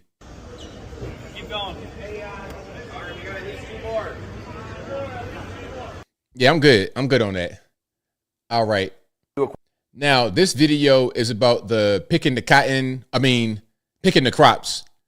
Who will pick our cotton? I mean, I don't know why I keep saying who will pick the cotton. What I mean to say, instead of who pick the cotton, who will pick our crops? Okay, this video is about that. Let's watch. A question about, because one of the reasons that President Trump got elected, according to President Trump in an interview, I think it was with Kristen Welker of NBC, was because of grocery prices. Not the only reason, but a reason: high prices, inflation, especially at the. They're going to keep hammering that point home because the media knows that Trump cannot just change that overnight. But they also know that the American people don't really understand that, or at least they think that we don't understand that. Their audience may not get it because they keep their audience uneducated and misinformed with propaganda 24/7. So they're going to keep hammering that point home. Let's see what the answer is from my man, Stephen Miller. The grocery. The Department of Agriculture says that between 2020 and 2022, 42% of crop workers were undocumented immigrants. And in many cases, as you know, these migrants do jobs many Americans do not want to do. So how does President Trump make sure that the effort to deport people who are not in this country legally doesn't end up hurting Americans who want safe borders, absolutely, but also don't want to see even more higher prices in groceries? Well, I mean, I'm sure it's not your position, Jake, you're just asking the question, that we should supply America's food with exploitative illegal alien labor. I obviously don't think that's what you're implying. Only 1% of alien workers in the entire country work in agriculture. The top destination for illegal aliens are large cities like New York, like Los Angeles. And in New York and LA, I have never seen a farm, or like, where's the farm at in New York City? All the migrants that be in the hotel, what's that, in Manhattan, the Roosevelt, what farm they work at? What farm do they work at? Or do they work the street corner? Do they work the pistol in the streets robbing tourists and New York residents alike? I don't understand. Small industrial towns, of course, all across the heartland, as we've seen with the Biden floods. Mm-hmm. None of those illegal aliens are doing farm work. Those 30,000 illegal aliens that Joe Biden dumped into Springfield. I'm talking about the ones that are. But I'm explaining this. It's important to understand. No, you're No, come on, Jake. Don't cut me off now. I'm cooking. Look now, don't cut me off. I'm cooking. I'll let you talk. You give your little talking point about the grocery prices and the migrant workers that's going to pick the crops, make the beds, the slave labor. You gave your little talk, Jake. Now let my man cook. Kind of changing the subject. I mean, I'm talking about the ones. I will give me 30 minutes. I'll go as deep as you want on this. We don't explain have to 30 you and your minutes. audience. I don't have I'm talking about the ones that work in the agriculture industry. I'm you can explaining come back to you and we your can talk audience. about the ones in the cities. I swear. I'll do the whole answer. The illegal aliens that Joe Biden brought into our country are not full stop doing farm work. They are not. The illegal aliens he brought in from Venezuela, from Haiti, from Nicaragua, they are not doing farm work. They are in our cities collecting welfare. As for the farmers, there is a guest worker program that President Trump supports. Over time as well, we will transition into automation, so we'll never have to have this conversation ever again.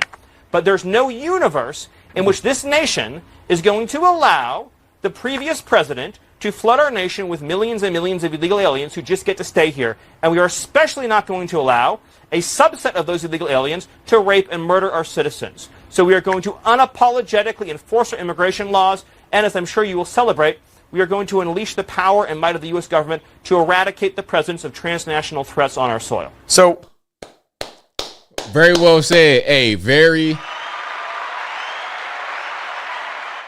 well said, Stephen Miller. That was fantastic. He said, look, the migrants that the Biden administration brought in, they are not doing farm work. They're not doing it. Eric Adams, New York City Mayor Eric Adams, was complaining that the migrants can't work.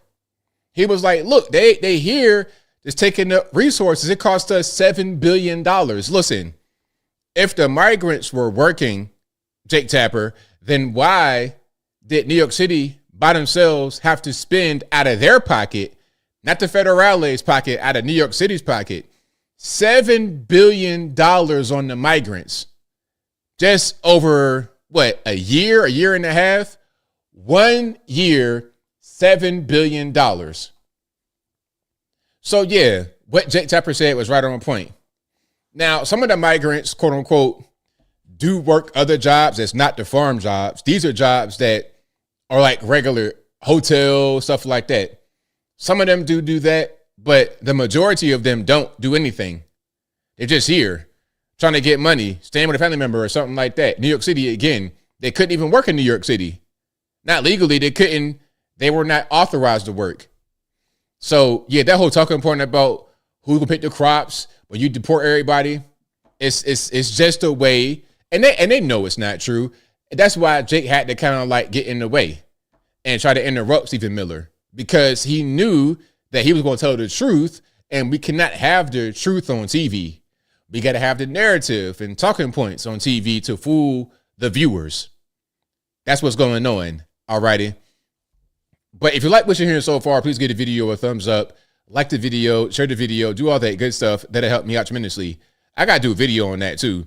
I'm going to do a video about that, and also probably put Eric Adams on it, because he's talking about the migrants can't work. Now, this is a Colorado nightclub raid, an illegal alien raid.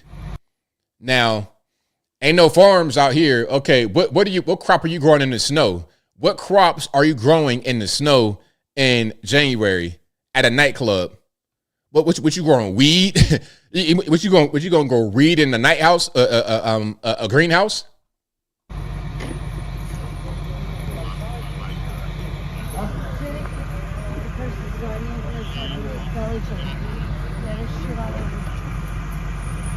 So look, the caption says dozens of illegal aliens have been arrested during a raid on a makeshift nightclub in Colorado.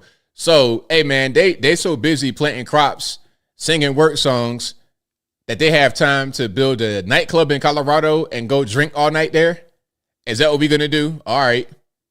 But they're working, ABL. Working what? Working the strip club pole? Officials said many of them had connections to the violent Venezuelan gang Tren de Aragua. Surprise, surprise.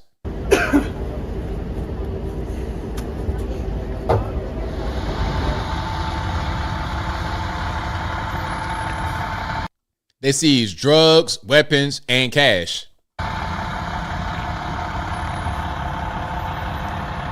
The raid was part of a ramped up deportation action promised by President Trump, of course. Yeah. And then that's that. So, yeah, shout out to them. And there was a picture of the raid. They had a bunch of beer bottles and everything else. So they caught them mid-party. Okay, they caught them mid-party, not mid working the crops, working the fields, working anywhere. They caught them mid-party, drinking and smoking and having the good old time. Now, here's another one, another raid in Maryland. This right here basically is D.C., the D.C. metro area. Silver Spring is right there, basically D.C. Yeah, so this morning, ICE Baltimore started off. We had we have 4 teams out. So the team that you guys were with today, we had our 4 targets initially, where we had our child pornography, our wanted homicide down in El Salvador, our armed robber, and our drug dealer. So those kind of guys, why would anybody be against them being deported? Did you hear what they said that they were wanted for? I mean, why would anybody be against them getting deported? Now, so far, we've apprehended the man wanted for homicide in El Salvador. We've apprehended the armed robber. We are currently sitting outside and waiting for the conviction for child pornography. We're going to sit on that house for a couple more hours. And the drug dealer gave us a bad address, but we're gonna hunt him down. Like, my officers are the best in the business at this, so we will find him. Other than that, we were able to apprehend 12 other individuals. My other teams that were out today, combination of ICE, Homeland Security investigations, and enforcement removal operations together, were out arresting numerous cases throughout the state that were all public safety cases. ICE only does targeted enforcement operations. We do not do raids. We do not do dragnets. We do not do sweeps. That is not something ICE has ever done. We do targeted enforcement. But part of that targeted enforcement, if I'm going for an MS-13 gang member and I see someone next to him that has a big 13 on their face, I'm going to start asking that person questions. So in that aspect, what we'll do is we'll ask that person, and if we arrest him, we determine they're illegally in the United States, that is what we consider a collateral arrest. So they will come with us also. So that's one of the big differences here, is the handcuffs are off, collaterals are on the table. So if someone's here illegally, there's no protection for people just because they didn't happen to be the target that day, right? And when we're looking for these people, it's never 100%. As successful as my team is, we're number 1 in the United States when it comes to getting sex offenders. And as successful as we are, we don't always bat 100%. But I will say that, these people, just because we didn't get them today, does not mean we won't get them tomorrow. So yeah, shout out to ICE. Shout out to La Migra. Yeah, get them up out of here. Get the criminal aliens, illegal aliens. You got guys that got sex offenders. I mean, come on, man. Like, those are like the worst of the worst. Worst of the worst. All right, now, let me see. I got some more here. I have more. Oh, they're back to the whole blocking the road thing. They're back to blocking the roads to protest. Okay, this is in Dallas, Texas. Shout out to Dallas. Dallas is a beautiful place. Love Dallas. But they're protesting out there. This is from, what was that, Sunday the 26th? Yeah, that was Sunday. Check it out.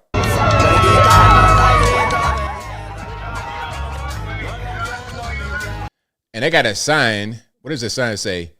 Migrant children have something to. I can't see what that says. Oh, migrant children have heartbeats too? What that mean? Are you pregnant? You trying to have an anchor baby?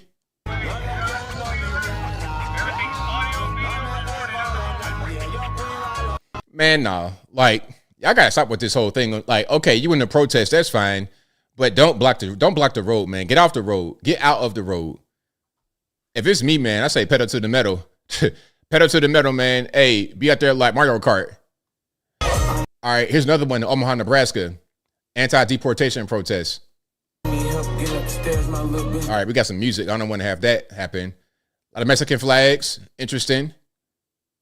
But why Mexican flags? Like, that's not even really, it's not an anti-Mexican thing. It's just an illegal alien thing. They caught 40 Chinese nationals in Florida. 40 in a raid. So it's not about Mexico. It's about the whole world coming here illegally, doing whatever they want to do. Now, oh man, this one was crazy. The plus size, quote unquote, plus size rapper trying to get in the vehicle. All right, y'all saw the lady right here. Okay, this is Dank DeMoss, DankDemoss,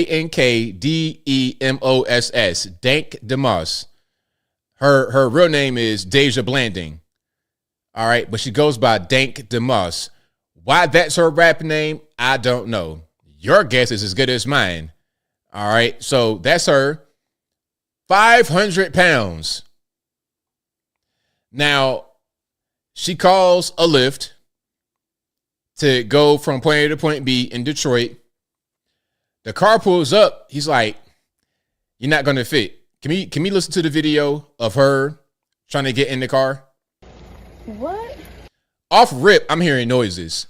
Now, some of y'all said that was a diesel engine idling. I don't think so. I think he has like a Toyota or a Honda, like a Civic, a Corolla, something like that, a small sedan. And the timing belt, I hear a timing belt rattling. Timing belt rattling. He said the tires is bad. You 500 pounds and you oblong, you get in the back of the vehicle, it's going to be a mess. That car will break down. You hearing the rattling. If I hear the rattling, I'm like, nah, I'm good. You got a timing belt about to pop. I don't want to be broke down on the side of the road, waiting for roadside assistance and having to get towed or having to catch another ride. I'm good. You go ahead and go to the dealership or to the shade tree mechanic. Go to Mr. Win, the Vietnamese mechanic, and get that fixed up. I'm not getting in there. And if you 1,000 pounds, you most certainly shouldn't want to get in there. Oh, that's actually a Benz. I see the little Benz logo on the vehicle. All right, so it could be a diesel, but I doubt it. What? Yeah, I'm sorry. What? For what? What you saying? Yeah, I got no space in my car is small. I can fit in this car. No, believe me, you can. Yes, I can. Believe me. So, I'm sorry. What I'm gonna do about my money? I'm gonna cancel you. You're not gonna be charged. So you telling me I can't get in the Lyft because I can't fit in your car? Yeah, you need to order a bigger car. What makes you think I can't fit in the car? Yeah, I'm sorry. What makes you think I can't fit in this car? And she's like playing games, talking about why can't I fit in this car? What makes you think that? Must I say it? You forced me to say it now. Okay, look, if it's me, I'm gonna say, look, you too big. You too big. You weigh too much. My car is struggling right now. You will be the straw on the camel's back. And I know she's a tad bit more than a straw, but you understand what I'm saying? The car is small in the back. My best friend has a Benz that's newer than this that I can fit in. That's the same size. Yeah, I'm sorry, I can't. So you really telling me I'm too big to get in your car? So I gotta order another Lyft. Yeah. And to be more specific with you, I got very tired tires. What I got to do with your tires? Yeah, and you have no space. How you know I don't have no space? Yeah, I got no space in the back. How do you know I don't have no space? Because I've tried before. Huh? Because I've been in this situation. So every big person you turn down because they can't fit in your car? Yeah, because they need to order the Uber XL it's called. No, I don't never have to order an Uber XL. Then I'm really sorry. What's your name? Abraham Travis. Okay. Abraham just trying to make some money. Abraham just trying to he's just trying to take care of his kids, send money back to the home country. He just trying to just make an honest living. Here you are trying to put his vehicle that's on his last leg to rest. He's kind of getting along and making his rides and everything's all right. And you want to damage the equilibrium inside the car. That's what you want to do. You want to damage his car's equilibrium. All right. That's what's going on. And again, that's her right here. Look, if I see you coming, I'm like, no. And this is her right here. And during one of her rap songs. Now, I'm not going to play any of her music. We're not going to promote Miss Dank DeMoss and her rap career. But look, she's in the back of an SUV, like the back, not the back seat. We're talking about the actual trunk area. Look at this. And look how big look how much of the trunk area she is taking up. And I don't know what kind of car that is. I can't tell what that is. I think it's a name right here at the top, but I can't really see what that says. But it's an SUV, one of those lift gates. You're taking up the entirety of the actual back. You got maybe about 3 inches of space left. The rest of that is all you. If you barely can fit into the trunk of a car, like an SUV with the gate open, if you could barely fit in there, how are you going to fit in the back of a Mercedes-Benz that's already got some stuff going on with it, that's already got timing belt loose, suspension ain't right, tires ain't right? I mean, come on. Like, really? I was like, nah, man, you know what you need? You need, the next time you want to get a ride, you need to call somebody with an F-350, dually, Super Duty, something that could really handle all that motion going on. All right, it's a lot of motion. Get that vehicle, and you'd be a lot better off. Yeah, and or a U-Haul. Get in the back of the U-Haul in the cargo area. I ain't talking about don't drive it. Get in the cargo area, put a little bit of padding on you, and you'll be all right. You'll be okay. So yeah, shout out to, here's one more. Did I already play this? I might have, but it's kind of in the same category. People talking about, the airplane is racist or whatever because I'm big. My body isn't the problem. The system is. When you're forced to buy 2 seats or squeeze into a space that wasn't designed for your body, it's not just inconvenient, it's dehumanizing. This isn't a luxury, it's a basic human right to travel with dignity. This plus-sized woman believes it's a basic human right to travel with dignity, and she's standing up for change. With every journey, Jalen challenges the uncomfortable realities that many larger travelers face. This sounds like an AI narration right here, so I don't gotta listen to that. But let's keep on going. People, regardless of their size or weight. Jalen has launched a GoFundMe to advocate for fat equality and offers helpful tips on how plus-size travelers can travel safely. Fat equality. Oh my goodness. Come on, man. Like, stop. It's just like me. Look, I'm not a big bad person. I'm not a fat person, but I know I'm tall. I'm 6'3". So if I was to get inside of a smart car, I'm going to be scrunched up. I'm going to be scrunched up at best. Some of them old school Hondas cannot fit me. Back in the day, my next door neighbor was a car salesman. I was young. I might have been like 18, 19. So I'm at home still. I'm outside talking to mom or something, just outside chilling. And then the neighbor's out there. I'm talking to my neighbor too. And I'm talking about getting another car. And the guy was like, well, I'm a salesman. And he said the car right here that was in his driveway. He's like, hey man, you like that? I was like, yeah, I do like that. I forgot what it was, but he let me drive it. And I couldn't really fit in it because it's some kind of Honda. It was just really small in the front.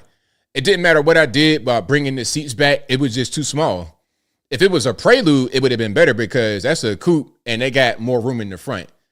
It's zero room in the back, but more room in the front. But a Acura or like even the old school Civics, like those, it was too small for me. Not because I'm a big bat, it's because I'm tall. So I know certain cars I can't really fit into. Some of these sports cars, it's a little iffy.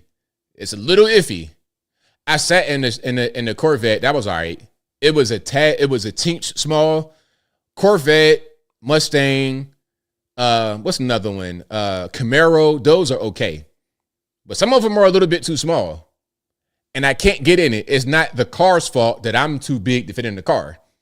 It is what it is. Now, let's keep on going here. Oh, Tarjay. Tarjay. People are so mad about Tarjay. Now, can I say something about Tarjay? Let me just talk for a second about Tarjay. Black people specifically are mad at Target because Target announced they're going to roll back their DEI programs. So black people think that this is going to be negatively impacting black people. But really, it's not even really going to affect us. It's not going to make a difference.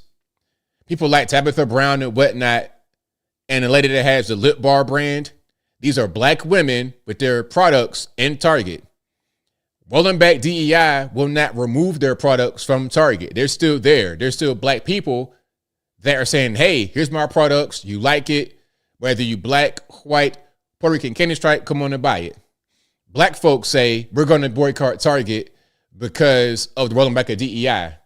Meanwhile, the black products are still right there on the shelves and they're not going anywhere. So you're going to stop buying those?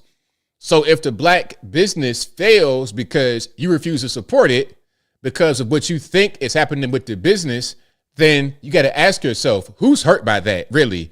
Who is hurt by black people not going to Target other than black people? Nobody. Nobody. If the products are there, and let's say, for example, they have the lip bar. Let's say that's a largely black audience that supports that product.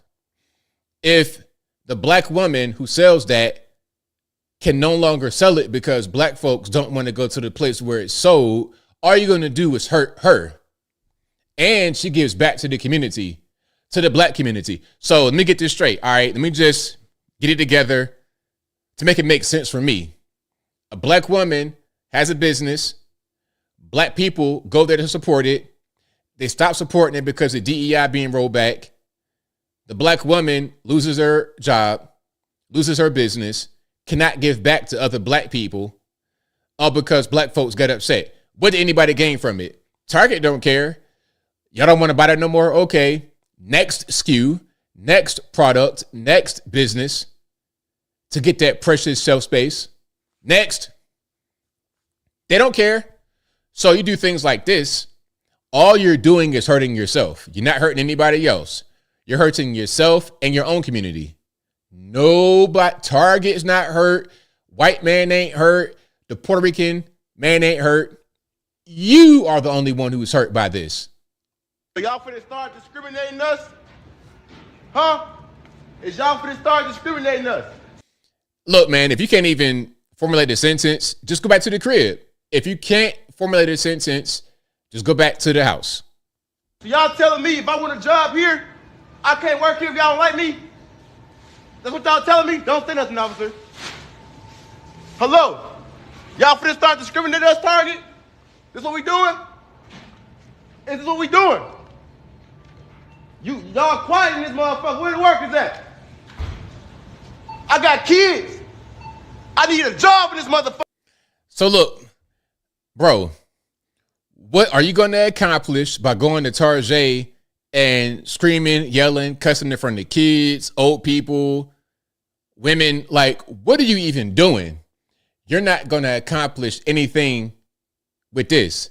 Maybe you might get banned from the store. Maybe you might get the police called on you and get kicked out like Jazz and the Fresh Prince.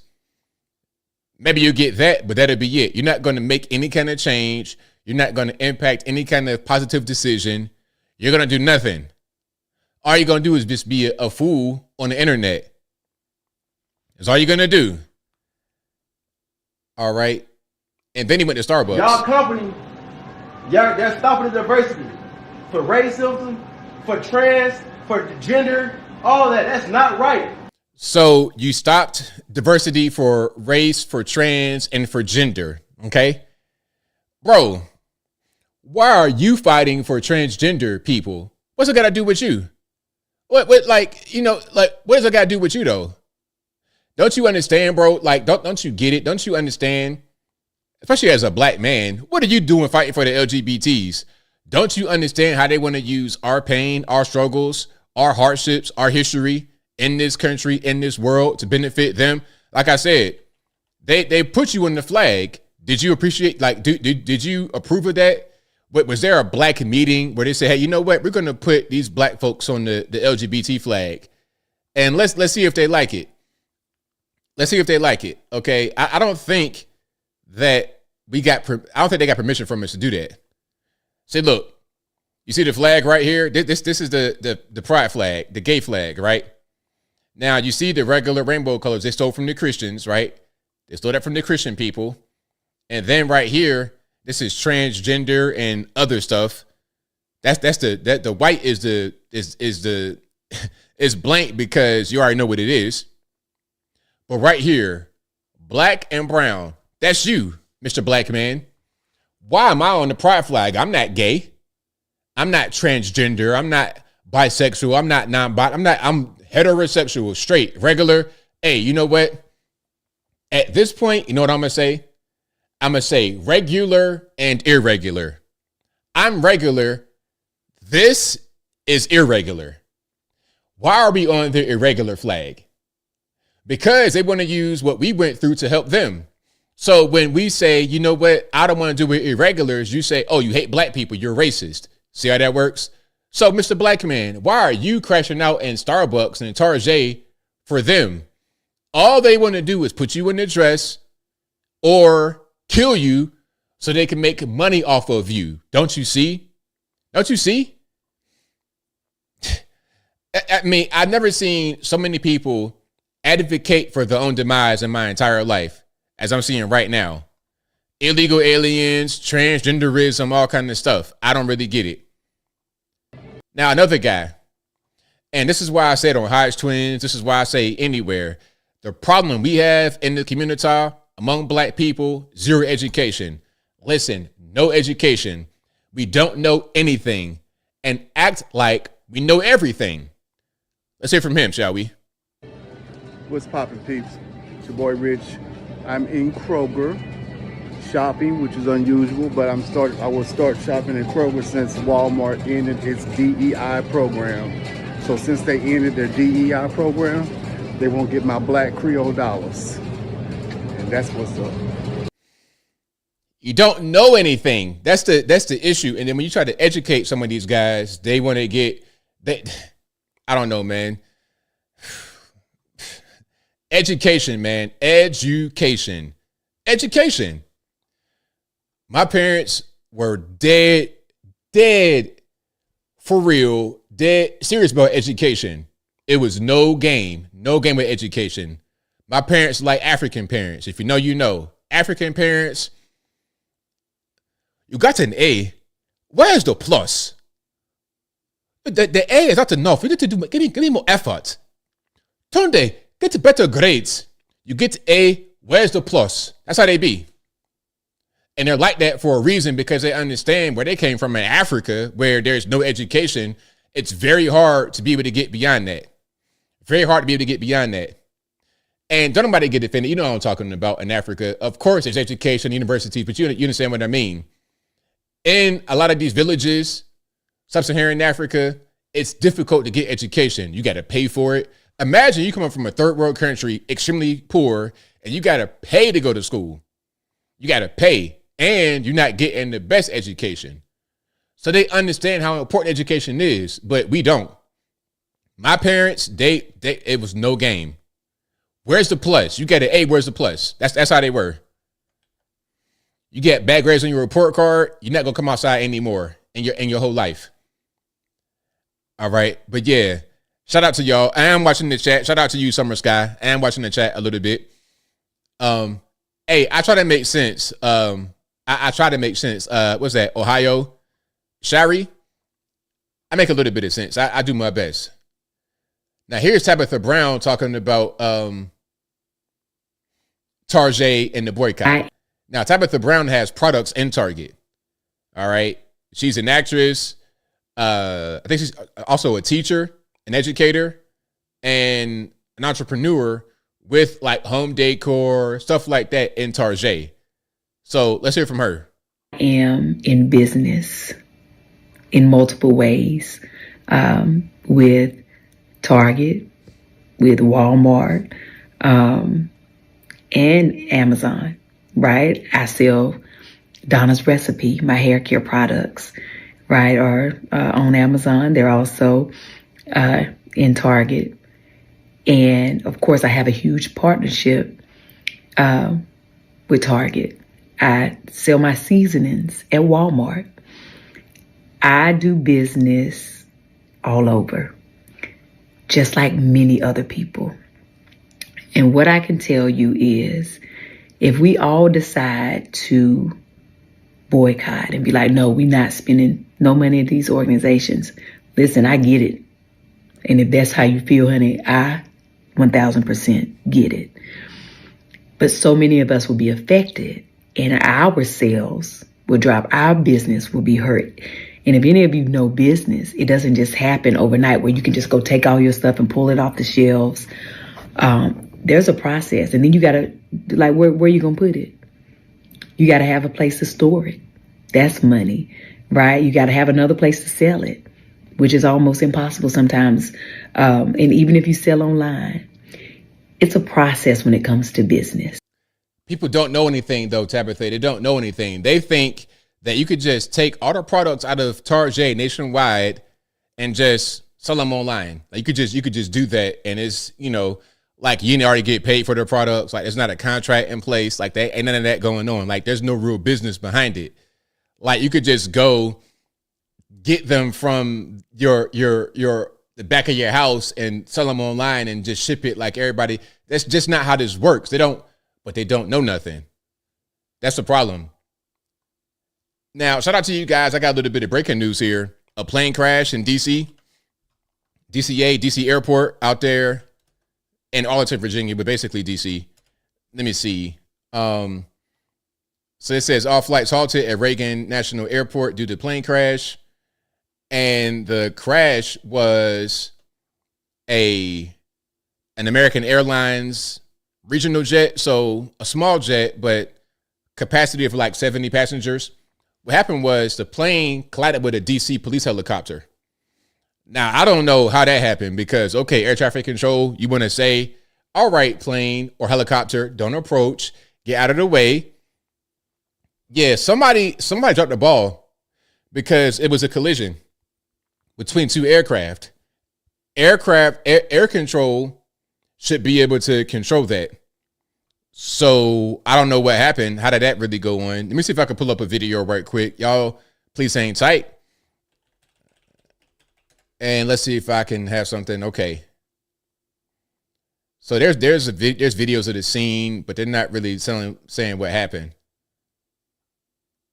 And welcome back here to Live Now from Fox. I'm Andrew Kraft. We do have some breaking news right now of a really scary incident there happening at Reagan International Airport in the Washington, D.C. area. That's from our Fox 5 Skycam right now. According to D.C. Fire and EMS, I want to put this tweet up here. Take a look at what they are reporting, that confirmed that a small aircraft is down in the Potomac River vicinity near Reagan National Airport. They say fireboats are on the scene, and you can... Now, again, what happened, this just happened a few minutes ago. What happened was it was a regional jet from American Airlines, a small jet, but about 70 people could be on board, and it collided with a DC police helicopter. You can see just how massive of a... Is there a video of the collision? All right, I'll try to find a video. And here it says confirmed small aircraft down. I'll try to find a video for you guys right quick, but that's happening right now. Hopefully I don't know who was on the plane, if we got any survivors. It's just now going on. Yeah, so the plane hit the water because the airport is right there, right on the Potomac, because that's where DC is.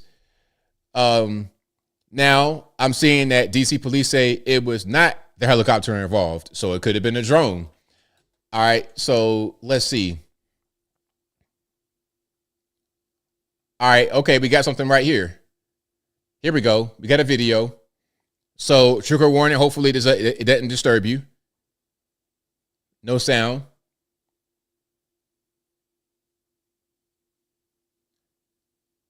So I guess that was in the back. So maybe I was looking at the wrong. I see a plane right here, but I think it might be the one right there that we got to look at.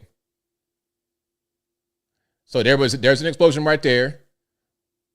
And then that's it. So again, this is just happening. It's breaking news. So I guess we're going to learn more. But the jet is a regional for American Airlines.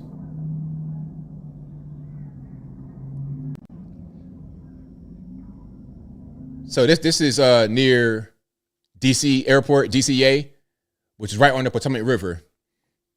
If you know about DC, the river pretty much kind of is the border to the south. All right, so that's happening right now. Hey, I don't know who was on board. If anybody was on board, aside from the pilots, I don't know. We'll see.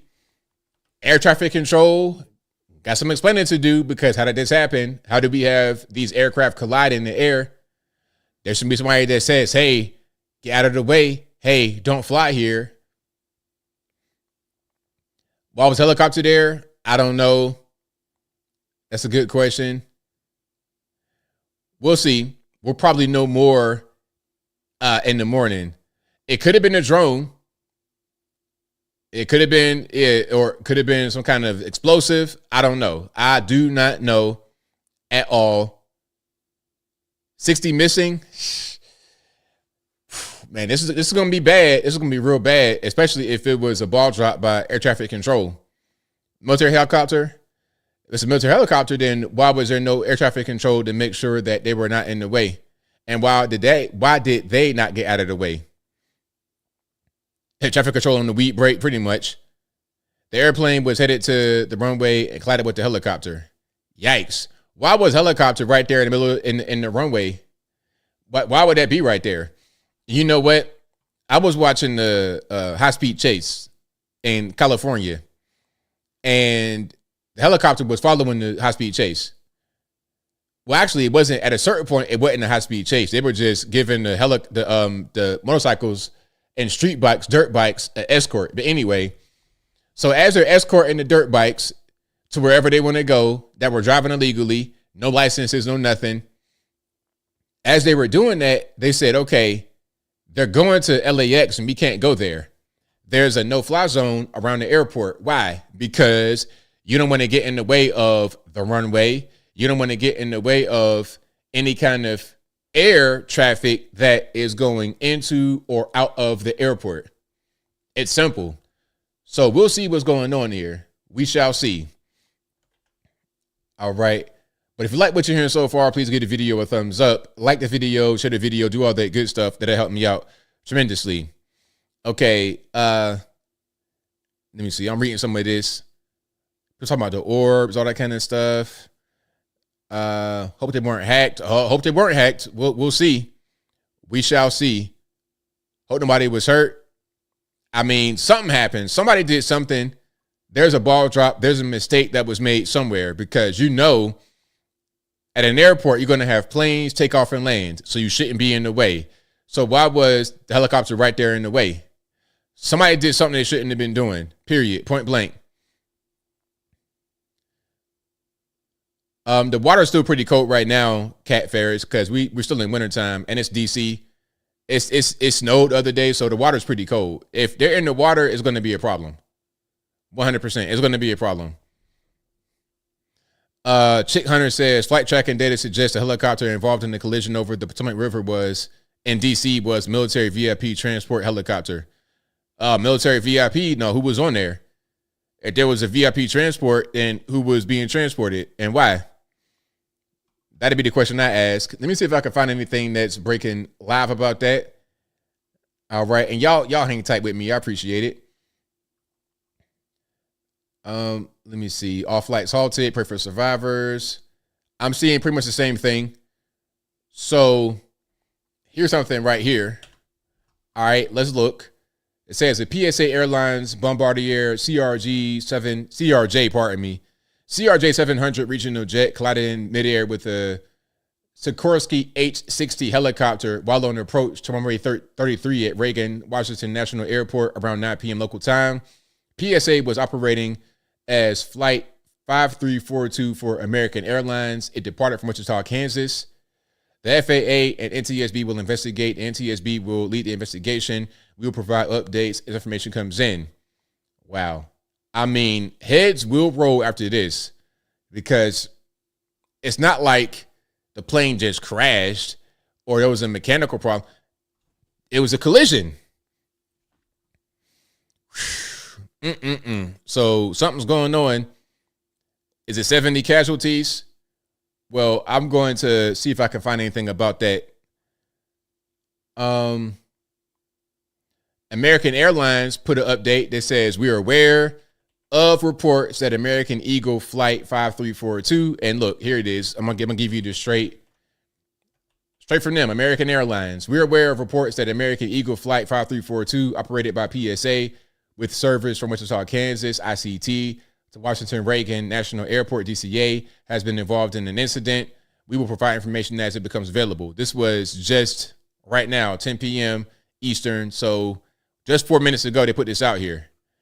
All right. So I'll keep an eye on that. I'll keep an eye on all the news that's going on, but that's what I got for right now. Let's see if I can find something else about this right quick before I continue. Now, they're saying it's a Black Hawk helicopter.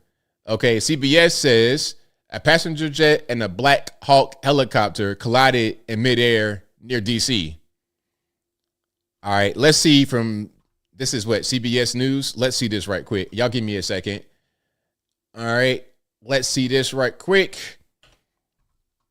So plane crashes in the helicopter while trying to land at Reagan.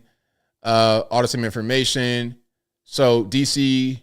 Fire Emergency Medical Services Department reported on social media post that a small aircraft crashed in the Potomac River in the vicinity of the airport. The airport also said on X that all takeoffs and landings had been halted.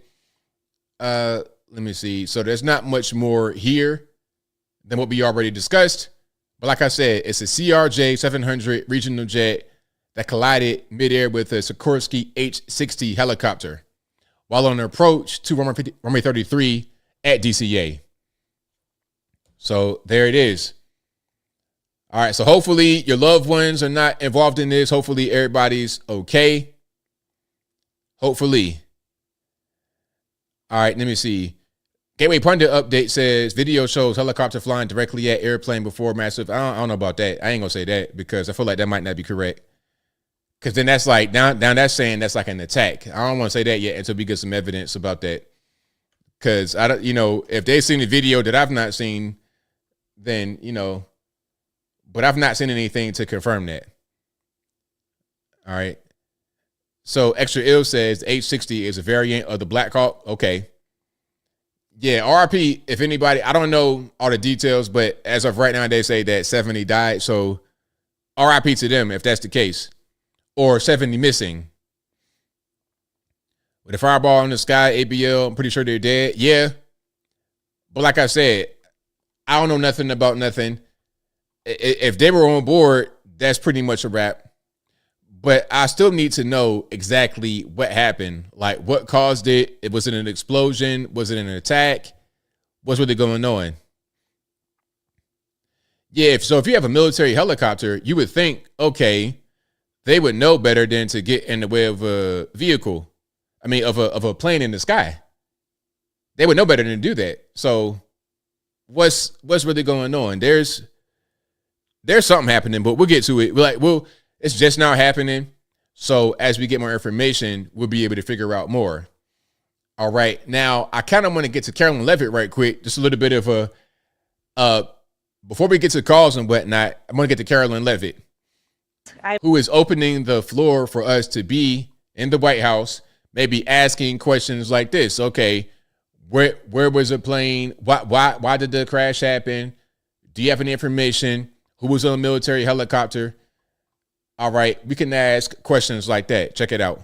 I'm excited to announce the following changes will be made to this historic James S. Brady briefing room. Starting today, this seat in the front of the room, which is usually occupied by the press secretary's staff, will be called the new media seat. It is a priority of this White House to honor the First Amendment.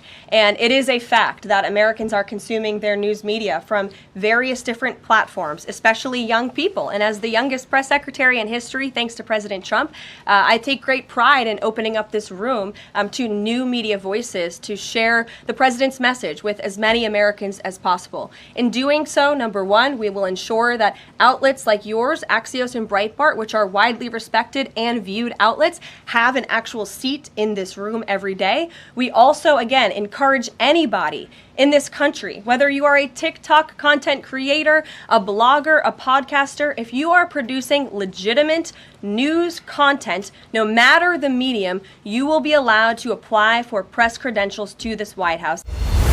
So there we go. So yeah, shout out to Carolyn Levitt, our brand new White House press secretary. Much better than the previous one, who was all about identity, I'm LGBT, all this, that, and the third. Remember the previous lady right there? All right, Corinne Jean-Pierre. Remember? I am obviously acutely aware that my presence at this podium represents a few firsts. I am a Black, gay, immigrant woman, the first of all three of those to hold this position. How are we? Good to see all of you. It's an honor to be here with all of you. A lot of familiar faces in the room, a lot of new faces. And President Trump is back, and the golden age of America has most definitely begun. The Senate has already confirmed 5 of President Trump's exceptional cabinet nominees. There we go. So this is the first day of both. When Corinne Jean-Pierre came in there, it was about my identity. I'm Black and LGBT, and I'm a woman, and I'm Haitian. I got all these different markers. I got all these different little identities that I want you to recognize. And I don't want to be judged for my identity, but at the same time, I want you to recognize my identity because it is what makes me me. Meanwhile, Carolyn Levitt, let's get straight to business. Let's get this work done.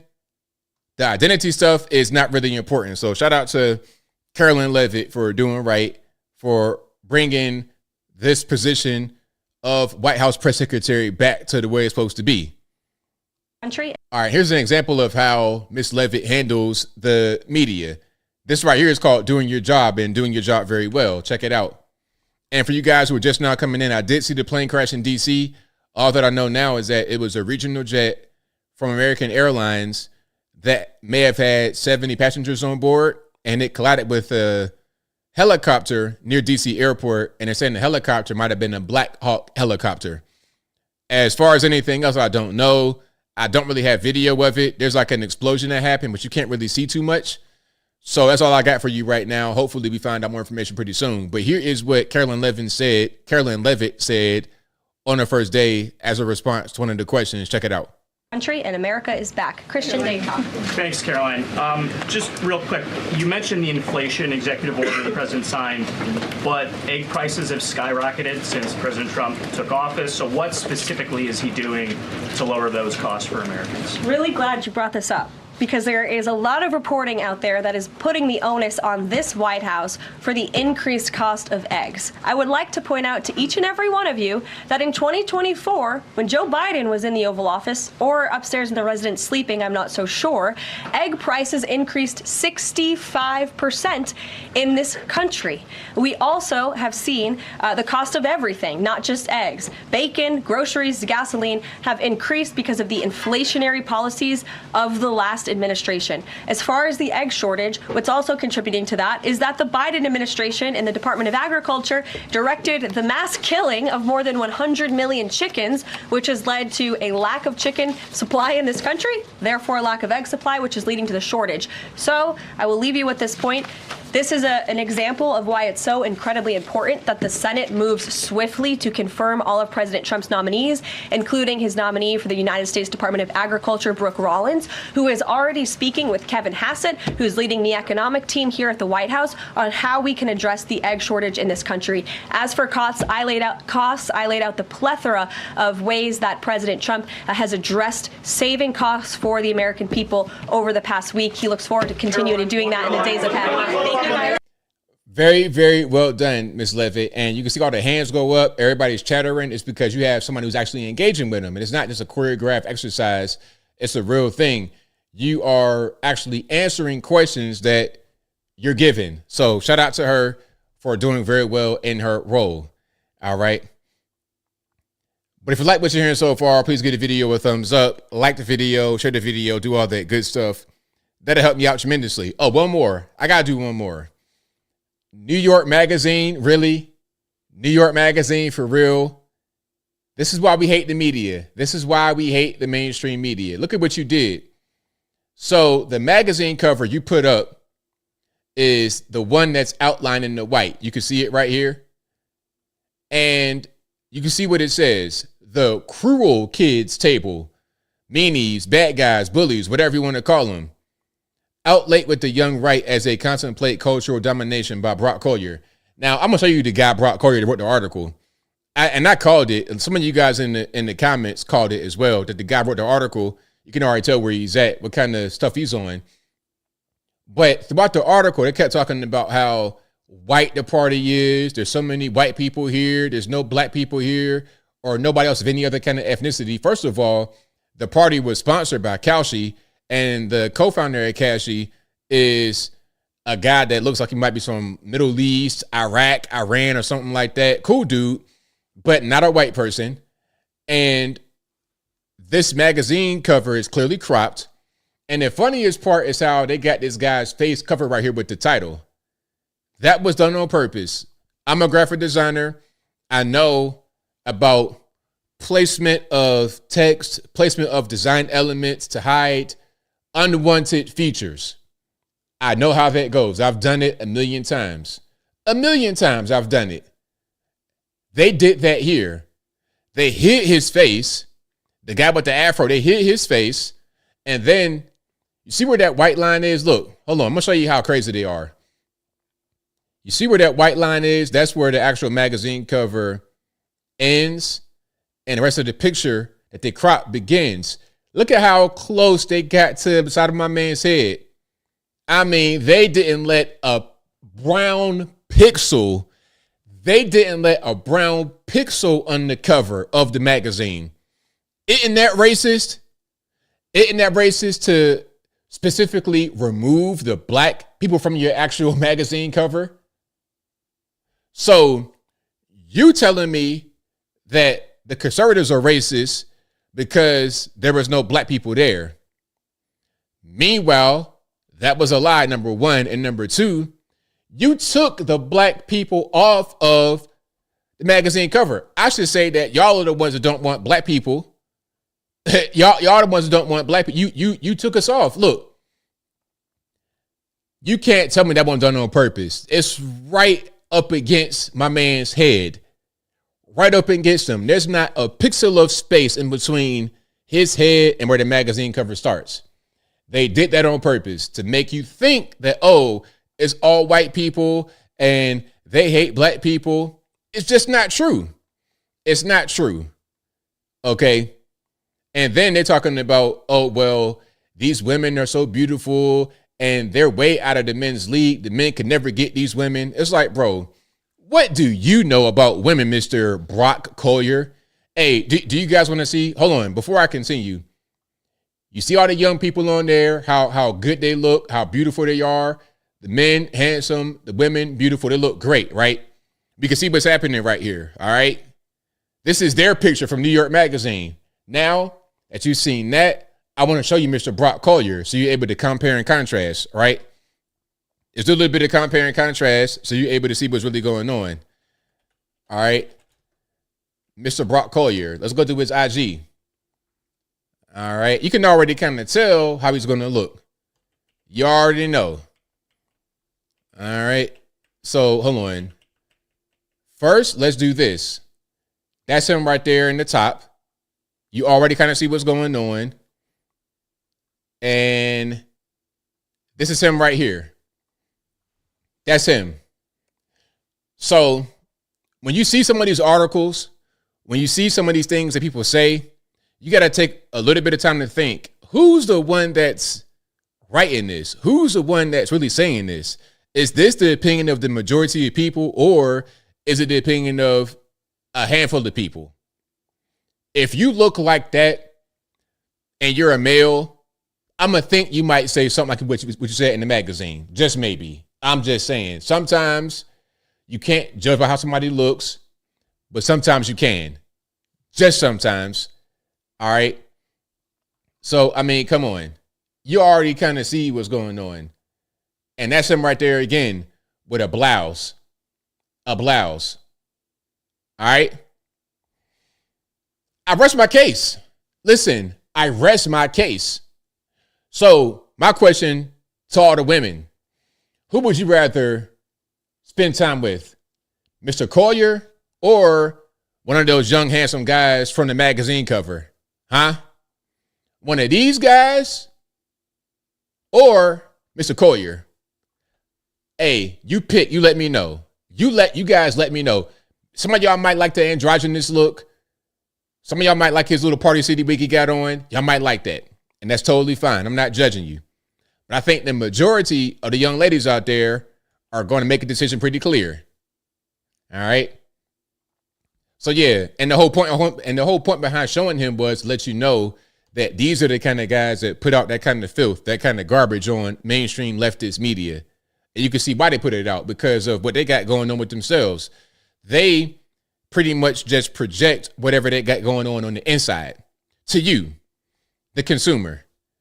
All right. But again, if you like what you're hearing so far, please give the video a thumbs up, like the video, share the video, do all that good stuff. That'll help me out tremendously. Hold on, let me get myself together over here. Yeah, just want to fix that window and then we're good. But it's time to get to the calls. The number to call is 434-658-1220. Again, 434-658-1220. I have seen the plane crash, boss. We don't know a lot right now. So they're saying 60 souls, 70 souls on board that died. And it was a crash. It was a collision between an American Airlines regional jet in DC airport with a Black Hawk military helicopter. I don't know how they collided. I don't know much more than what I just said. That's all I got right now. Shannon, they edited the black people out of the photo, and then they say it's the Republicans who don't want black people around them. That's some of the craziest projection ever. You literally took us out of the picture and said it's them that don't want us there. Meanwhile, we were actually there. We were there. Waka Flocka was there. My friend Rob Smith was there. CJ Pearson. A lot of guys and girls were at that party. And not just at that party, but a bunch of other events. Do you know there's a Black Conservative Federation, and they had a ball. And I know a lot of guys and girls who were there.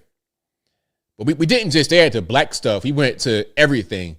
We were everywhere, all over Washington, D.C. for the inauguration. When I was younger, it was uncommon to see black conservatives. We existed, but it was uncommon. Now, it's becoming a lot more common. I'm not going to say it's widespread, because we still got a few morons out there, but it's becoming a lot better. It's not as uncommon to see a black guy with a MAGA hat. Listen, I was in Costco and I saw a young black dude in the MAGA hat. Bro had to been about 25, 26 years old. I almost started crying because I would have never seen that back in 2015 when I first came out, ever. And he knew who I was, shook my hand and everything. I almost bust out crying right there. You're seeing a whole lot more of that. But guys like Brock think that we don't really exist, I suppose, to the point where we got to get edited out of the picture. That's crazy. But anyway, shout out to y'all. I appreciate y'all for being here. We got super chats on deck. Then I'm going to get to the calls. The number to call again, 434-658-1220. Thank you to Big Rocks, Little Rocks, who says, a lavish, large dinner and romantic night with the Big Bat rappers or 4 more years of Biden Harris. Hey, man, I'm going to take one for the team on that one, Big Rock, Little Rocks. I'm going to go ahead and have a lavish, large dinner and a romantic night with the Big Bat rapper. Yeah, I'll take one for the team, man. Look, as long as she don't try to be all on me, look, you know what? I'll compromise. Keep your clothes on. Keep all that meat wrapped up in the wrapper, and I'll be all right. Keep all that meat wrapped up. I'll be good. We can have a dinner and have a good time. That's totally fine. But beyond that, nah, we're not doing no hanky panky. All right. Yeah, I'll take one for the team because 4 more years of Biden Harris. Nah, man. I'm going to do my civic duty for my nation to prevent that from happening ever again. Thank you to the Freedom Express 76 for becoming a member. Thank you to Apu Bakar, Alpuff Daddy, who says, ABL, rate Trump's first week, scale of 1 to 10. What say you? I give him a 10. He's done a lot more in the first. He did a lot more on the first day than Trump did, than Biden did in the entire 4 years. Trump did more in the very first day than Biden did in all 4 years, in my humble opinion. Thank you to Apu again, who says, what you said about New York Magazine. Oh, what I say, New York Magazine is racist. Why not? Of course they're racist. By their own definition, if you selectively remove black people from a photo, I mean, what else do you call that? Like, and the reason why you took them out is because they're black. Not because the picture would have fit better the way you cropped it. You did it because they're black. So what else do you call that other than racism? If you have a magazine cover and there's a picture of a crowd of people and I remove the whites, that's racist. If I remove the blacks, that's racist. Now, if I just crop it to where it just makes sense for the picture, that's one thing. But you did that with the intention of deceiving people. So you selected the black folks to take off. That's racist. All right. Shout out to Apple again, who says, thank God President Trump freed J6ers and pro-lifers. Thank you to Apple again, who says, I'm critical of the sisters who are Democrat mayors for their incompetence and corruption, but Republican Senators Murkowski and Collins are as rotten and horrible. I saw the whole thing with Tiffany Henyard fighting and stuff like this and the wig coming off. That stuff is so ghetto. It's embarrassing. I don't even want to talk about it for real. But Tiffany Henyard at this point need to get locked up. And the dude, her boyfriend, is all ghetto, man. Everybody need to get locked up that is doing that. Tiffany Henyard, the boyfriend, everybody need to go to the penitentiary to make big rocks to little. Thank you to Apu again, who says, and Mitch McConnell is a new Biden. Go away, Mitch. Apu says, why Brandon Johnson is so committed to illegal aliens? Because he's dumb. I would say the R word, but I don't want to be offensive. Thank you to Apu again, who says, a lot of leftists are, agnostic? Do you agree or not? I don't know what they are. I think a lot of leftists are kind of confused. They don't really know what's going on because they don't know anything. Or they may be educated, but they're miseducated. Thank you to Apple, who says, ABL, Aunt Jemima coming back. Trump effect, happy? Is she coming back? Hold on. Let me just do some fact checking, boss. I don't see anything about that right now. But if that brand was to come back, I would be happy for it. You know, it's the funniest thing. Just like removing black folks from the picture of the New York Magazine, while at the same time New York Magazine says that the people in the picture are racist. Just like them doing that, it's the same thing with removing Uncle Ben and Aunt Jemima and everybody else. So you want to take black folks off of food products in the stores for what? For what reason? We didn't ask for that. We didn't say that was racist. So who's doing that? Who's doing that on our quote unquote behalf? It's a bunch of white liberals taking black people off of food products. Nobody said do that. Talking about Aunt Jemima is offensive. It comes from a minstrel show. Y'all are about 80 years too late. We've been had that discussion in the 60s and before that. So throughout the years, we always just said, okay, let's update her look. Because at first it was straight up slave plantation maid. Then she began to look better and better and better until she became like a regular black auntie. Not offensive. My uncle looked just like Uncle Ben. So imagine me, right, at 90 years old. That's my uncle. Uncle Ben. Nothing offensive. He looked nice, well put together. So you want to take Aunt Jemima and Uncle Ben off of their products and replace them with RuPaul. Remember that? Hold on. Let me see if I can show you. RuPaul on some. Yeah. Here you go. Hold on. So you want to put RuPaul and Snooki from Jersey Shore on a box of Cheez-Its? That's better. So I got to ask y'all, what would y'all rather put? What would y'all want?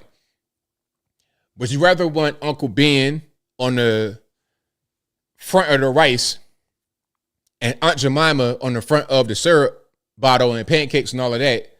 Would you rather have them or a black man in a dress and a wig with fake breasts on the cover of a Cheez-Its box with Snooki from Jersey Shore?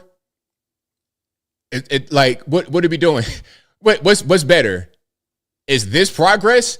Hey, is this what progress looks like? I hope not.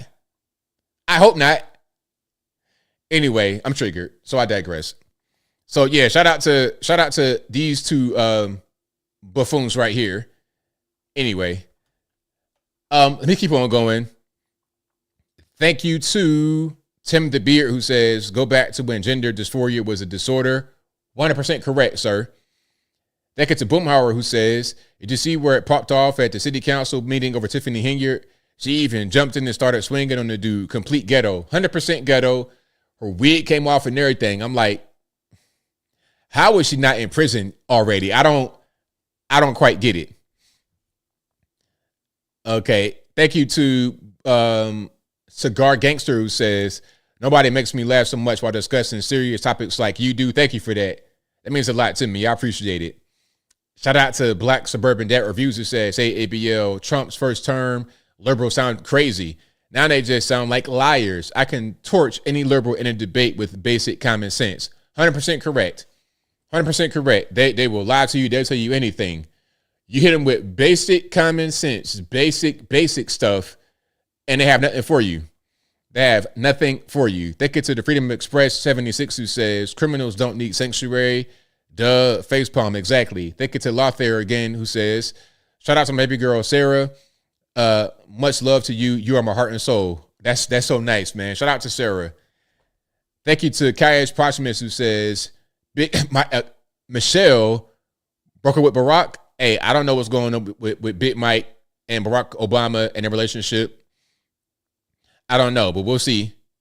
If she did break up, I wouldn't be surprised. Thank you to Kayesh Proximus, who says, they said Too Short's bro just got shot in Oakland. Is that the case? Let me see.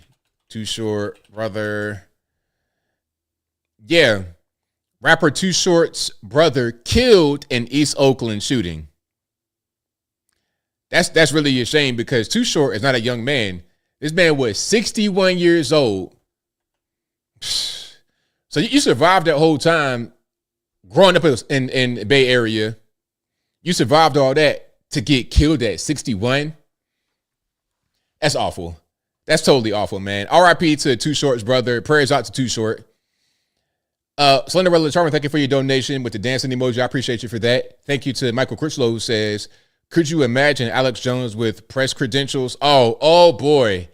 Oh my goodness. I can't wait. Hey, I know Alex Jones applied. I know we did. Please, if anybody can hear my cries, if anyone can hear my cries, please let Alex Jones get in there. Oh boy, I can't. Oh, that would make my whole year if Alex Jones got in the White House press briefing room. Oh boy, making the frogs gay right there in the White House would be fantastic. That gets to Leo Mazzino, who says, why liberals complain that Medicaid site went down? As I recall, Obamacare, there was an issue with their website. If I'm not mistaken, there sure was an issue with the website. Yeah, it was terrible because it was a mandate too, so it made it even worse. But yeah, shout out to Too Short's brother. Oakland is really bad. Oakland is terrible. Oakland, San Fran, the whole Bay Area, man. That's why the food critic Keith Lee didn't put up any reviews. He was like, look, Oakland is not the place for any kind of tourism, any kind of visitors. They're all on survival mode, just living hand in mouth, just trying to make it.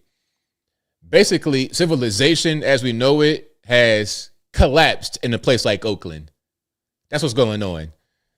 So yeah, shout out to Too Short's brother. May he rest in peace. Prayers out to the family.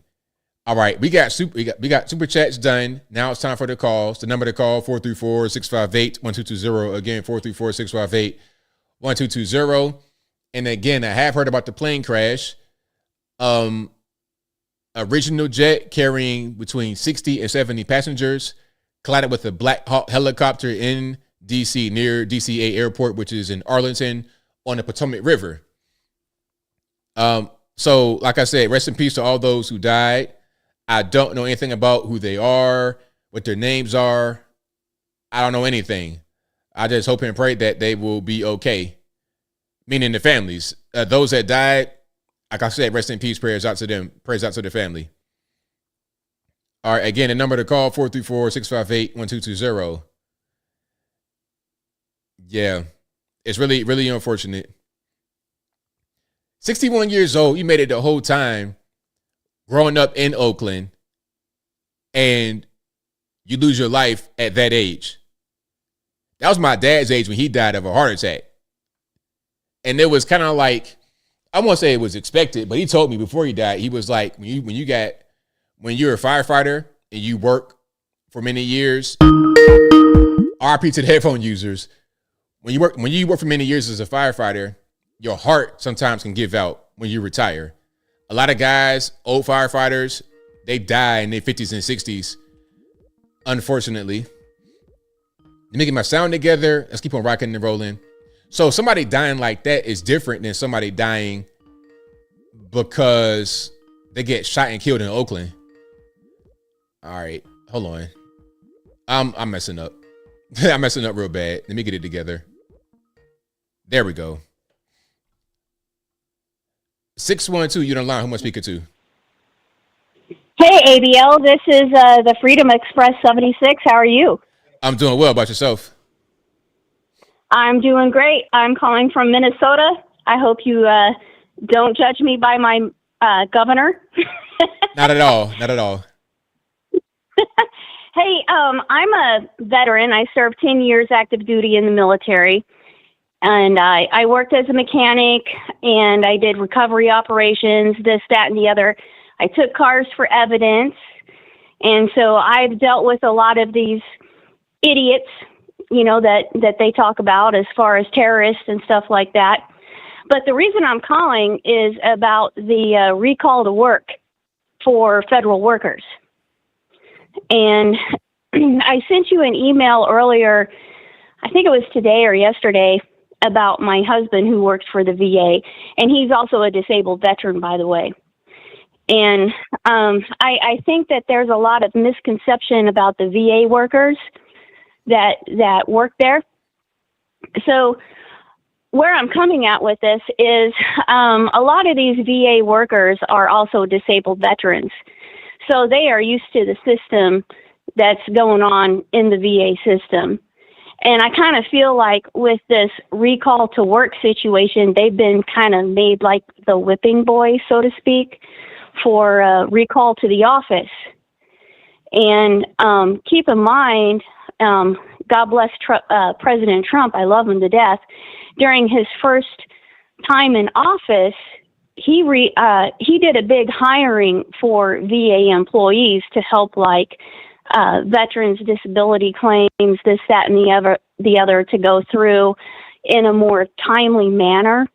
And of course, they realized at the time that a lot of these buildings didn't have enough space for all these workers. So they were contracted to work from home. And from what I understand, there's an Iowa senator, and I think she's a Republican. I'm not really for sure, but she's been advocating and basically kind of saying, like, you know, these VA workers are lazy, this, that, and the other. And that's not the case.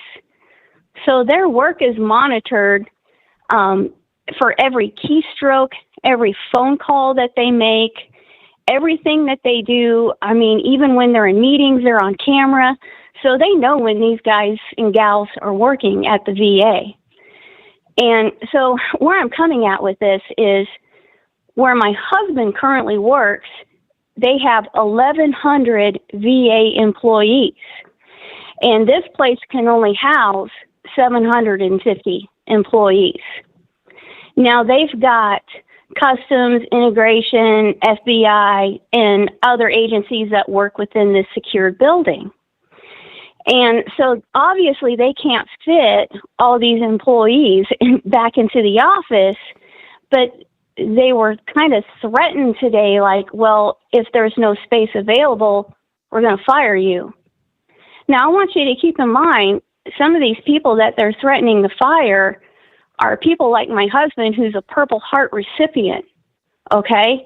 He actually literally died in combat. They got his heart going again on a Black Hawk, going to the MAS-CAS unit, and he's got traumatic brain injury. It broke his back in 3 different places, this, that, and the other. So, you know, he hasn't given up the fight. He's still fighting. He's still fighting for veterans. And these are the people that they are talking about firing.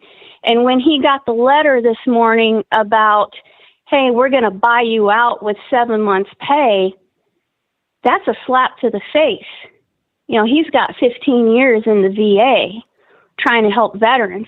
And he's moved up through the system. He actually detects fraud within the VA, and he has saved the government millions, if not billions of dollars. Now, hold on. I'd like to hear your perspective, sir. Okay, now when you say he got the email offering him that, was that like, okay, you're going to take this, or is it like this is an option for you if you want it? It's an option or else. It came across as a no shit legit threat. Well, you can't cuss on the show now. I'm sorry. It's all right. I apologize. It's all right. So, I mean, but it's an option. So, I mean, it's not like, okay, do this or else, right? Like, or like what's the or else? So they're starting to lean towards the or else. In other words, if we can't fit you back in the office, we're going to fire you. So it's kind of coming across as you're going to take this deal or you're gone. I think it'd probably be better to really get some answers rather than kind of assuming, because it may look like that right now. Right. It may look like that right now, but it may not be that way. And one thing we know about the administration, one thing we know about Trump in general from the first term is that he's receptive. So if you're able to actually speak and say, hey, this is what we got going on. Hey, you got local reps you can call. Anybody that goes to DC, call them. Make it be a big thing. Yep. And you're doing it right now by speaking here, so somebody can hear you. They talk to their local rep and get the word to DC. And then in certain cases where it's not really a thing, it's kind of impossible to go back to work because not enough space, then that might be an exception. But for the most part, if there's space, if there's an empty building, people just not going to work, that's something else. So I think what you're saying makes a lot of sense as far as an exception, but I wouldn't just say that it's a done deal just yet. Right. Now, I have been on the phone with senators up in Washington, D.C. for the last 2 days. And I was on a phone call with one of them for 2 hours this morning, and they seemed very receptive. And I even offered them a solution as to where they can place some of these folks in, like, their county municipality buildings where there's offices that are available. And they kind of like that idea because, you know, at the end of the day, you know, you've got a lot of experience here at the VA that's trying to help these disabled veterans. And if you let these people go, then that's going to slow the process for all these disabled veterans to get their claims through. Right. We're going to go back to 2010 where it took 5 years to get these claims through. I see where you're coming from. So like I said, the best way is doing what you're doing right now, getting the word out. And if there's an exception that needs to be made, then it can be made. I mean, I just saw today that, you know, the administration had rescinded one thing they put out there, which was the freezing of federal funds because it was a backlash. So the same thing could be going on here. So my message to you, because I got to get to some more calls. The message is don't think it's a done deal quite yet. You have some room. You have a receptive president, people that actually listen to the people, and then they make changes as a result. So that's pretty much what I got for you. Thank you for your call. Definitely appreciate you. Yeah. Thank you, ABL. I appreciate you. I've been listening to you since 2015. Love you, and I'll continue to follow along. Thank you. Appreciate you. All right. Have a good night. Bye. All right. Shout out to the caller. I see where she's coming from, my understanding concern. But if there's an exception that needs to be made, if that's what it is, then that's what it is. If not, then it's not. So, yeah, I get it. You know, sometimes you can just make a blanket thing, and it may not be the best thing going forward. So we'll see. All righty. 951, you're on the line. Who am I speaking to? Hello, my name is Alex. How are you this evening? I'm well. How about yourself? Yeah, I'm doing very well. Thank you for asking. So I'm a fan of yours. I listen regularly. And I kind of pick up curiosities in things and make connections. So what I've picked up on is that there's just been this accident, an aerial phenomenon where an airplane has crashed into a helicopter, correct? Yes. All right. And also recently there's been an announcement by the press secretary regarding the drone activity that was in the month of December. I believe that also recently happened, correct? That's correct. And so my curiosity is that there were all these drones in the air. And there were, I think, one collision that may be happened, but I don't know that there were very many collisions that happened with all these drones and this drone activity in the air. So my first curiosity is that the FAA supposedly knew about these drones and was kind of guiding these drones and preventing collisions, and yet there's been some sort of a failure with this airplane and this helicopter. That's the first curiosity that I observe. The next thing that I am curious about is that if these are drones that were tested as per the announcement by Ms. Leavitt, I'm curious, I know that we maybe can't see what those drones looked like for security reasons, and we can't see maybe up close footage of those drones as they leave from wherever they departed or arrive from wherever they landed. But maybe there could be more information revealed to assure us that indeed this was our technology and that indeed the FAA was guiding all of these drones somehow and preventing collisions, even though there's a failure with the military helicopter and the civilian aircraft today. So that's the curiosity that I just somewhat observed and kind of wanted to bring to the attention. Yeah, I have no real questions for you. It's just a curiosity I wanted to share with you and your audience, sir. Well, thank you for the call, man. Definitely appreciate you. Hey, thank you, sir. Have a good night. Same to you. I mean, I see, the curiosity. I see it's like, okay, you got in these drones and there was no collisions, but now you have a military helicopter and there's a collision. So why did the drones not collide, but the helicopter did? Maybe that's the thing. I mean, it's so early. I don't even really know. I don't really want to make assumptions or connections or guesses like that, but that's a really good, that's a really good, thought-provoking thing that he said there. All righty, Les, what's going on? Hey, ABL. Happy Wednesday. How are you? I'm doing well. About yourself? Good. First and foremost, I want to go ahead and just we want to all give our condolences to all the individuals that were affected by the recent crash that you went ahead and talked about tonight. And also, I want to give a huge shout out to you. So far, so good. Love the show and all the content you've been putting out these past days, especially since President Trump took office. There has been a lot of wonderful changes, a lot of great executive orders, which is wonderful. I want to go ahead and just talk a little bit about what's going on with the ICE. So I am so happy that Tom Homan kept his word, and he said the first spot he was going to be at is Chicago, Illinois. So I want to give him a huge round of applause. I have to give him credit where it's due. He's a man of his word. And this is my thing with everybody that's protesting. And then we have Selena Gomez over here crying, which, by the way, it's so bizarre for someone to just sit there and be like, oh, you know what? I'm having like these strong emotions and I need to cry. And ABL, the whole process of them getting their phone, setting it up on a tripod or wherever to start crying, like, those are red flags.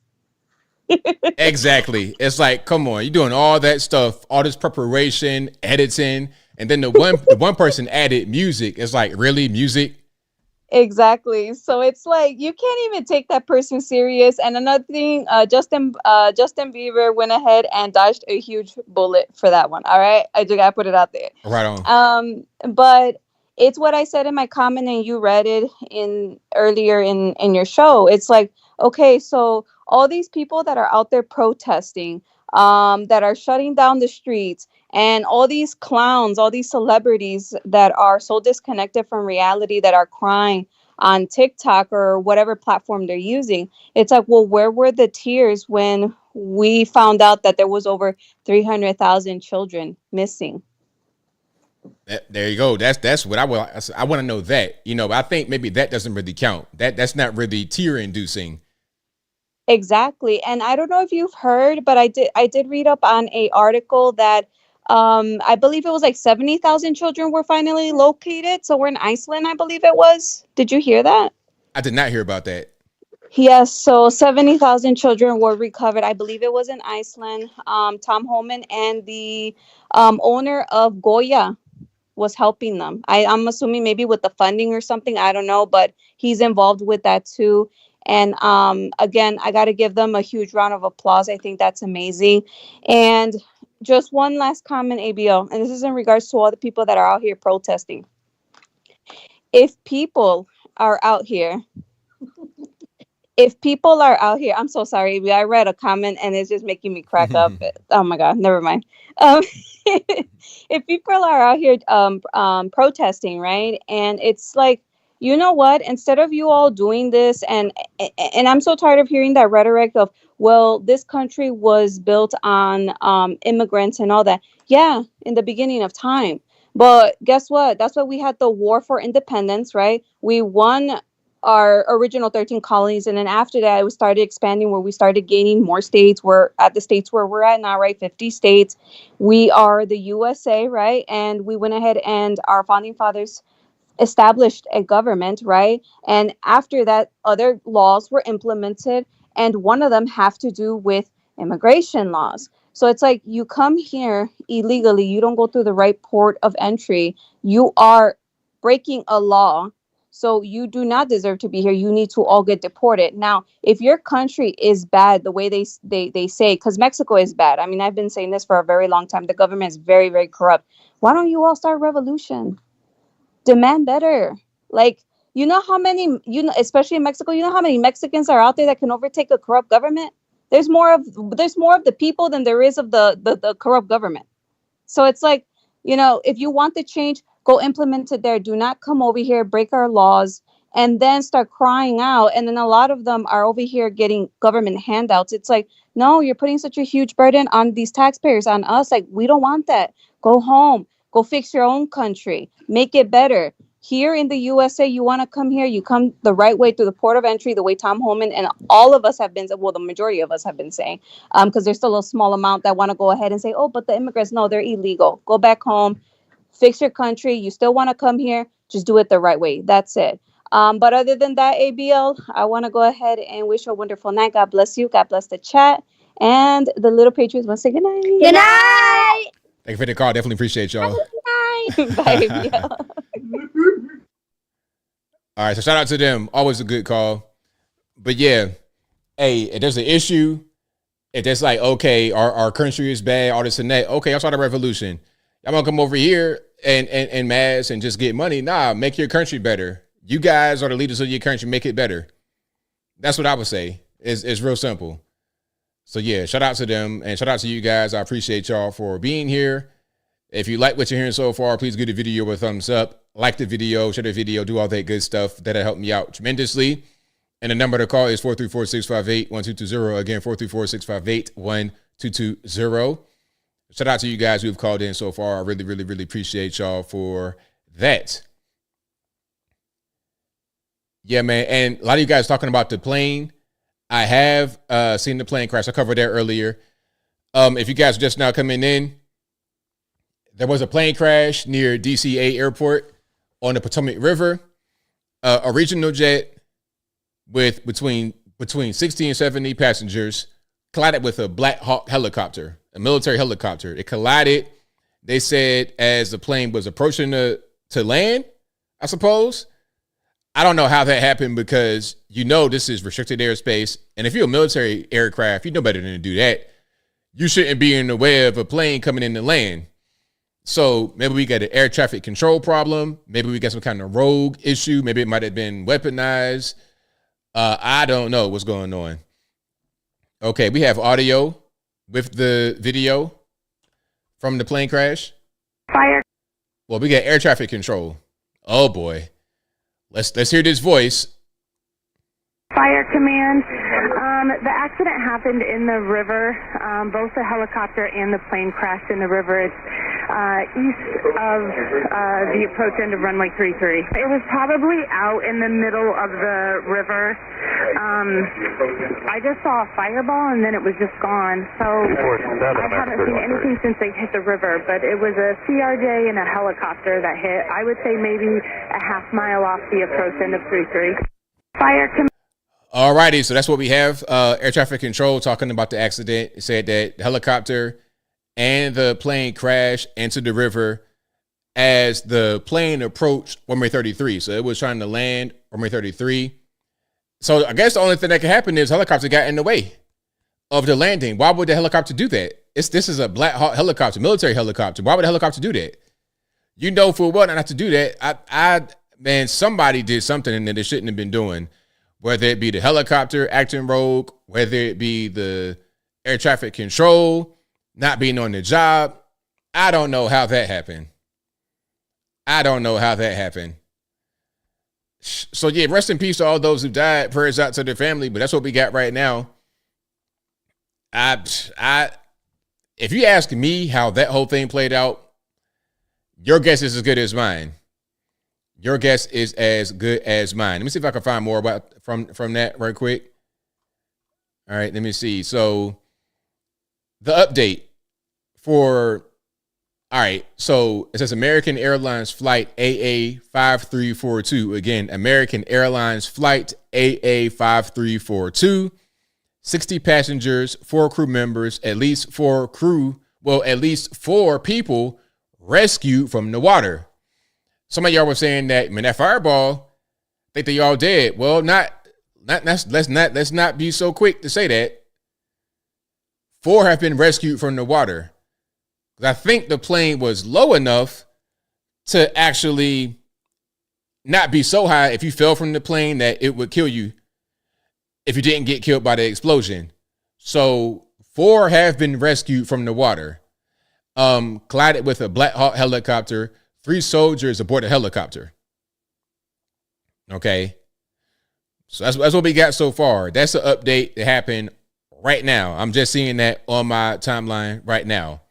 Again, to repeat, American Airlines flight AA5342, 60 passengers, 4 crew members, at least 4 rescued from the water, collided with a Black Hawk helicopter, and 3 soldiers aboard the helicopter.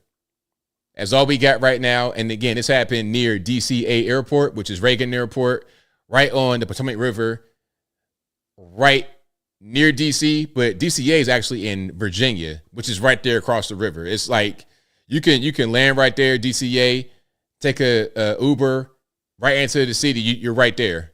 10 minutes, tops, 5 minutes.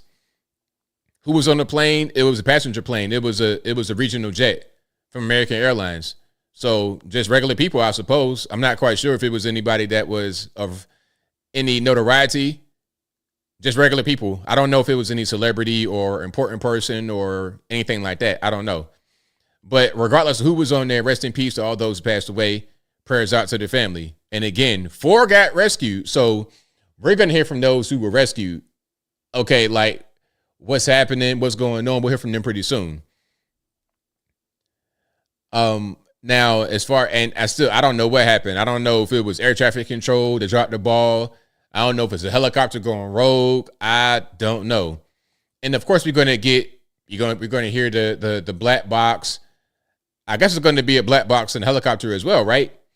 And the airplane, of course, would be a black box. So we'll be able to figure out what's going on there. All right. So yeah, it's crazy, man. A lot of crazy stuff going on. Too Short's brother got killed in Oakland.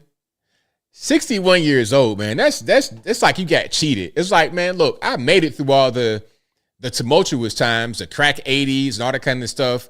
I made it through all of that through my young and crazy days. I lived through all of that only to get killed at 61 in Oakland. Crazy. But I think that right there just shows how bad Oakland has become.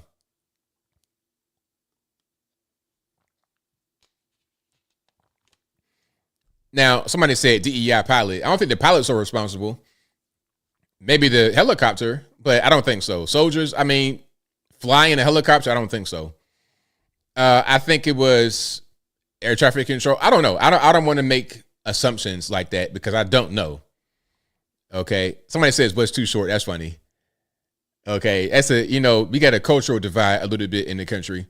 Or maybe a generational divide, because I could say somebody from the 80s or whatnot. People don't know who that is, regardless of what color they are. But Too Short is a rapper from the 80s, 90s, from Bay Area, California. What did who died from? Too Short's brother, he got killed, shot, killed.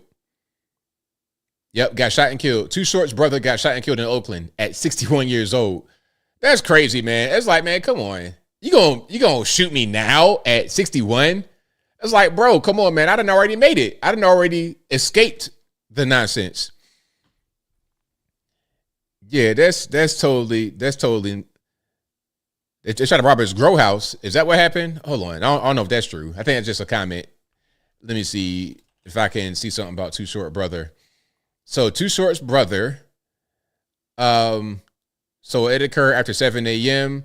in a 1200 block of 49th Avenue. Preliminary investigation. Police said, oh, you're right. Look at me. Wrong. I'm corrected. I apologize. So look, preliminary investigation, police said, revealed that the individuals attempted to force their way into a cannabis grow using the vehicle.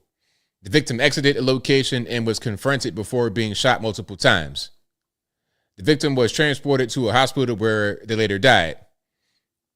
Now, look, if you're going to have a grow house and you're in Oakland, you need to have that thing on you at all times. And when I say that thing on you, I mean you need to have heavy firepower.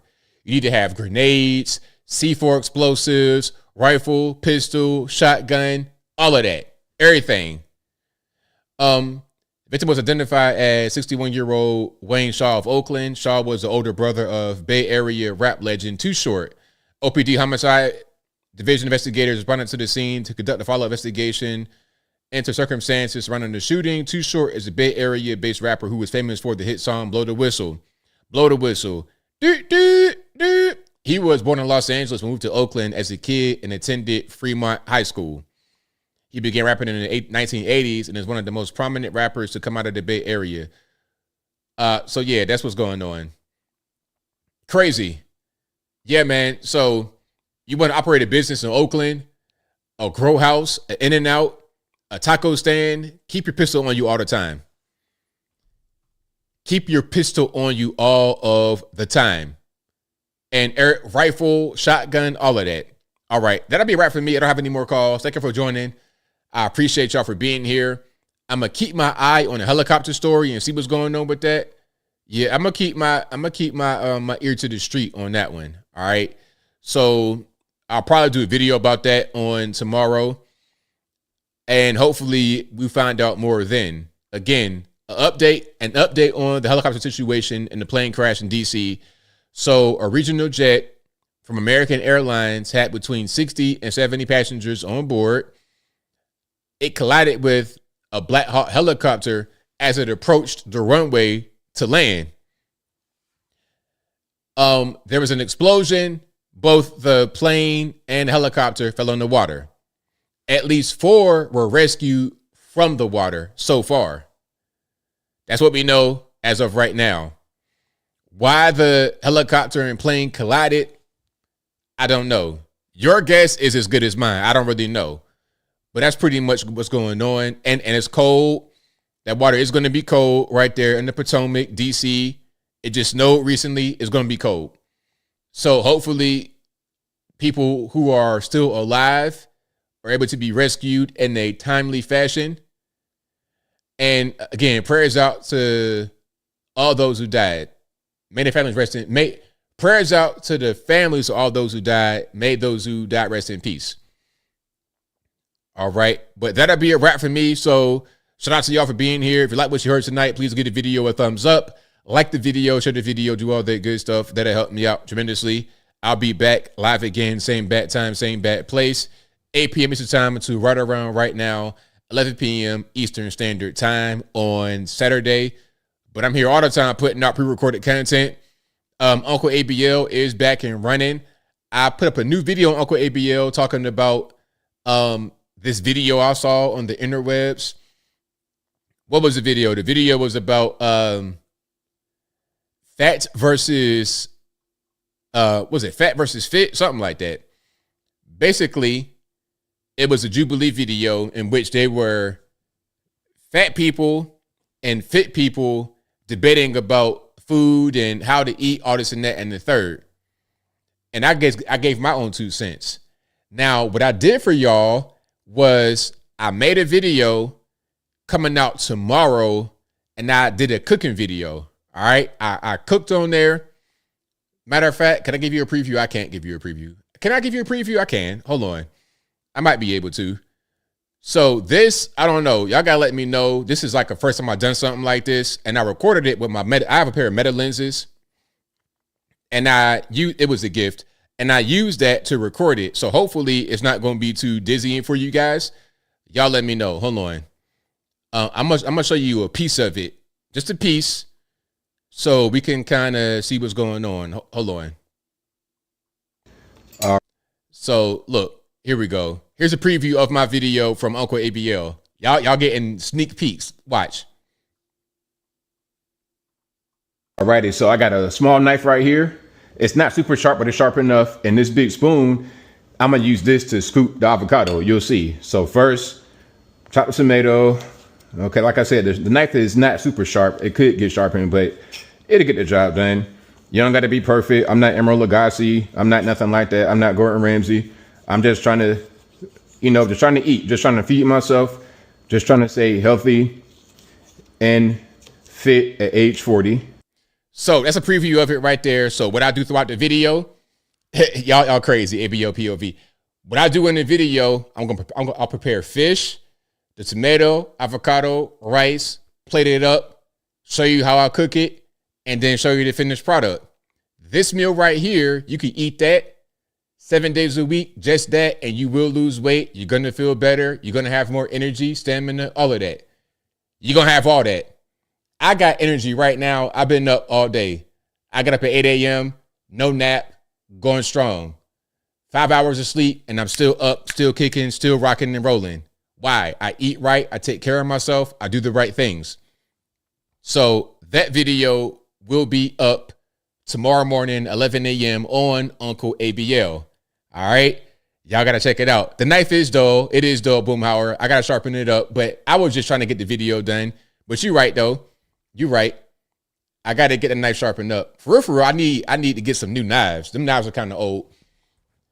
Yeah, but it's going to be good. It's going to be good. You're going to enjoy the video.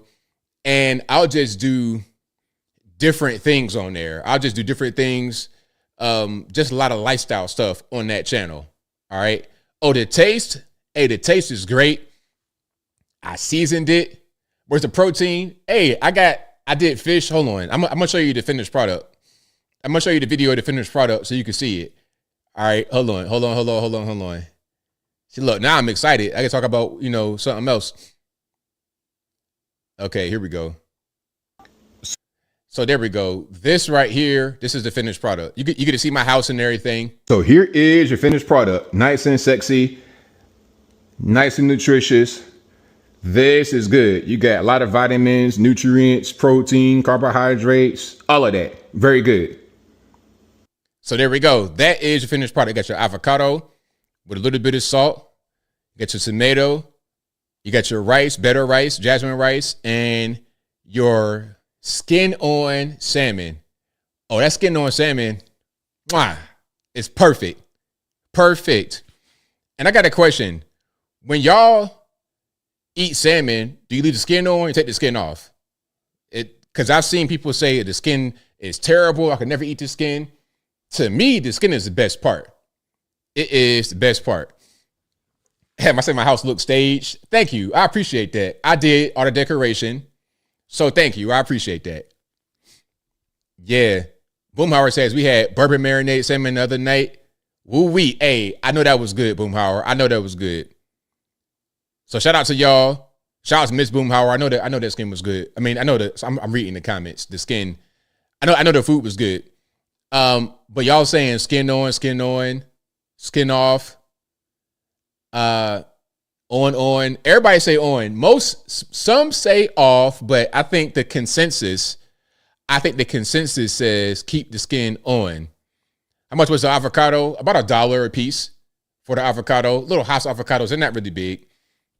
About $1. $1.25, right around that. That's pretty much what they go for. Yeah, a lot of nutrients in the skin and the avocado and the tomato and the rice. Everything is perfect. Perfect little meal. Take the skin off. Yeah, leave the skin on. It's really good. On and douse with lemon. Yep. Do I get food from Costco? I get some food from Costco. Yes, guys. I get what I get from Costco is like fresh produce. So like fruits, vegetables. I get avocados. I get asparagus. Maybe I'll get like some of those cherry tomatoes. That's about it. I might get some mangoes or something like that. I'll get that kind of stuff from Costco. But as far as like my actual protein, my meats, I go to Publix or pretty much Publix only for that kind of stuff. But everything else I get from different places like Costco. And the coconut water, of course, this right here, this is Costco all day long. Okay, because this is better than the other coconut water because ain't no sugar in it. It's just straight up coconut water. One ingredient. Literally one ingredient, coconut water. Nothing else. No xanthan gum, high fructose coconut water. That's it. All right. So, and I will do Uncle ABL live sometime soon, Steve. So shout out to you, boss. Thank you. Thank you. Have I ever had salmon stew? I don't think that I have. It sounds good though. Boomhauer says, okay, so the avocados, what I do to keep them good is I just put them in the fridge and I can put them in water if they're not ripe yet. If they're still green. I could put water in it. They last a long time. Like put them in the bowl of water as they're still really green. If they ripe already, they ain't going to help. It just kind of accelerate it. But if they still green before they get to be ripe, put it in water. It lasts a long time in the fridge. But I put them in the fridge regardless. And even if they're ripe, they're going to not be ripening so quickly. If I want them to get ripe real quick, I leave them outside. I put them in my little wood bowl outside and let them outside the fridge on my countertop and let them just sit right there and they'll get ripe pretty quick. If I wanted to slow down, put them in the fridge. If I wanted to slow all the way down, put them in the bowl with water while they're still green to keep them. All right. A lot of questions about food. Y'all are funny. So I guess I need to do more videos about food, don't I? On my Uncle ABL channel. Hey, man, listen, Kaya, so if that rapper chick was to come train with me, come eat with me, she be looking like Halle Berry in, I ain't gonna say 2 weeks. I'm gonna say a year. She look a lot better for sure. All right. Let me see what else I got. I'm gonna read some of the more comments right here. Then I wrap it on up, put the bow on top. I'm not really a fan of eggs. Not really.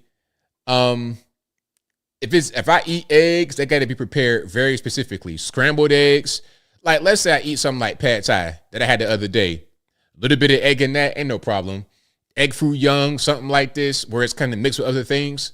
But just eating eggs unironically, especially runny eggs, I can't do it. They got to be scrambled, and it's got to be a little bit. Anything beyond that, I'm going to get sick. Yeah, I'm kind of lactose, so I try to avoid dairy products. Okay. Am I married, kids? I'm a single man. I'm a bachelor. I tried to be married, but I think I'm better being in the streets. I think I'll be better in the streets. I really do. How much does salmon cost, though? I mean, the salmon, like, you don't got to get salmon. The salmon can be expensive, but you could do chicken. In my video I put out today about the obese models, I broke all that stuff down. I was like, look, okay, I'm going to say this. I'm going to say this and wrap it up for real, put the bow on top. So if you guys want a cheap meal that's nutritious, here's what I'm going to tell you. Here's my advice. All right, an avocado. And that meal I showed you, matter of fact, hold on. Can you put it back up? I'm going to show you this meal, but I'm going to show you a cheap version of it. It's already pretty cheap, but I'm going to show you I can get even cheaper, okay? So look. So for this right here, let's say you want to, rather than salmon, you want to put chicken with the same avocado, rice, and tomato. So I have one avocado cut in half and then cut into like fourths, basically. That's one avocado, one tomato, and a fourth cup of rice, fourth cup of dry rice. Then I put a cup of water to cook it. And the salmon. Let's say rather than salmon, I got chicken. The avocado, $1. The tomatoes, less than $1. We could just say $2 for the avocado and tomato. The rice, I got a bag of rice for $2. In the bag of rice that costs $2, you have 20 servings, which is 1/4 cup dry. So that means 10 cents. Let's just say $2 for the avocado, tomato, and the rice. $2. A pack of chicken, that's a good pack, good quality chicken, $10. In that chicken, you're going to have 3 servings, maybe 4, but probably 3 servings in the pack of chicken that costs $10. Chicken thighs, that's what I get a lot of times. So one of the servings is enough for the meal. So what's 10 divided by 3? 3, 3, 3, 3, repeating. We could just say $4 to make it round up high. So you got 2 plus 4, that's $6. If you put chicken right there rather than the salmon, $6. Now, I went to McDonald's recently. I got a McCrispy chicken sandwich and a medium fry, because I'm a big back sometimes. That cost me $10. Listen, a McCrispy chicken sandwich and a fry with no drink, $10. This with chicken is $6. So don't tell me that, oh, things are too expensive. Eating healthy is too expensive. No, it's not. You got to understand how to eat, how to shop. That's all you got to do. And you got to be a little bit, you got to kind of want to do things like this. You got to want to cook and be active that way. It's simple. The macros, I don't know all that. Back up. That's a good question. I don't know all that. Yeah. But that's pretty much it. So, again, look out for that cooking video on Uncle ABL. Follow me on Rumble, of course, for my regular political content. If you don't want to see me on YouTube exclusively, go to Rumble. Also, follow me on my social media platforms, Facebook, Instagram, Twitter. Never going to call it X, TikTok. It's all on the contact page. This is also an audio streaming podcast you're listening to right now. It'll be available on your favorite audio streaming platforms, whether it be Google Play, Spotify, Apple iTunes, etc. Link for that will be in the description. Or just go to your favorite audio streaming platform and search ABL Live. I should pop right on up. And somebody said, is my rice instant? Nope, not at all. Okay, I'll show one more because I'm excited now. I'll show one more. I'm going to show you the rice that I got. Hold on. Can I pull it up right quick? I'm going to show you cooking the rice. I'm going to show you the rice actually going in the pot. All right, so now we're just going to pour the rice into the boiling water. I like to kind of do it like that. And then put the lid on top. And you see how we got it on the quick boil? We're going to put it down here. So that's like right on the low. Right there, you see? We're just going to make it simmer. And y'all, please. I'm picking up rice grains from my countertop. I'm really a very clean person. I'm a very clean person. I'm picking up rice grains from my stovetop. So that's what I do. Yeah, I can do instant rice. I've done instant rice before, but I prefer to have my jasmine rice and as regular rice, put it in the water, and I'm good to go. All right. So that's what I eat. So if you're looking for a meal and you don't know what to eat and you want to spend a bunch of money, boom, there you go. Thank you, RCB King. Thank you. I take a lot of pride in keeping my house nice and clean and tidy and good for company. All right. So that's pretty much all I got. I appreciate y'all for joining. Again, that video in full, 13 minutes, will be available, Uncle ABL, tomorrow morning, 11 a.m. Eastern time. But until next time, y'all be safe. I'm out, and peace.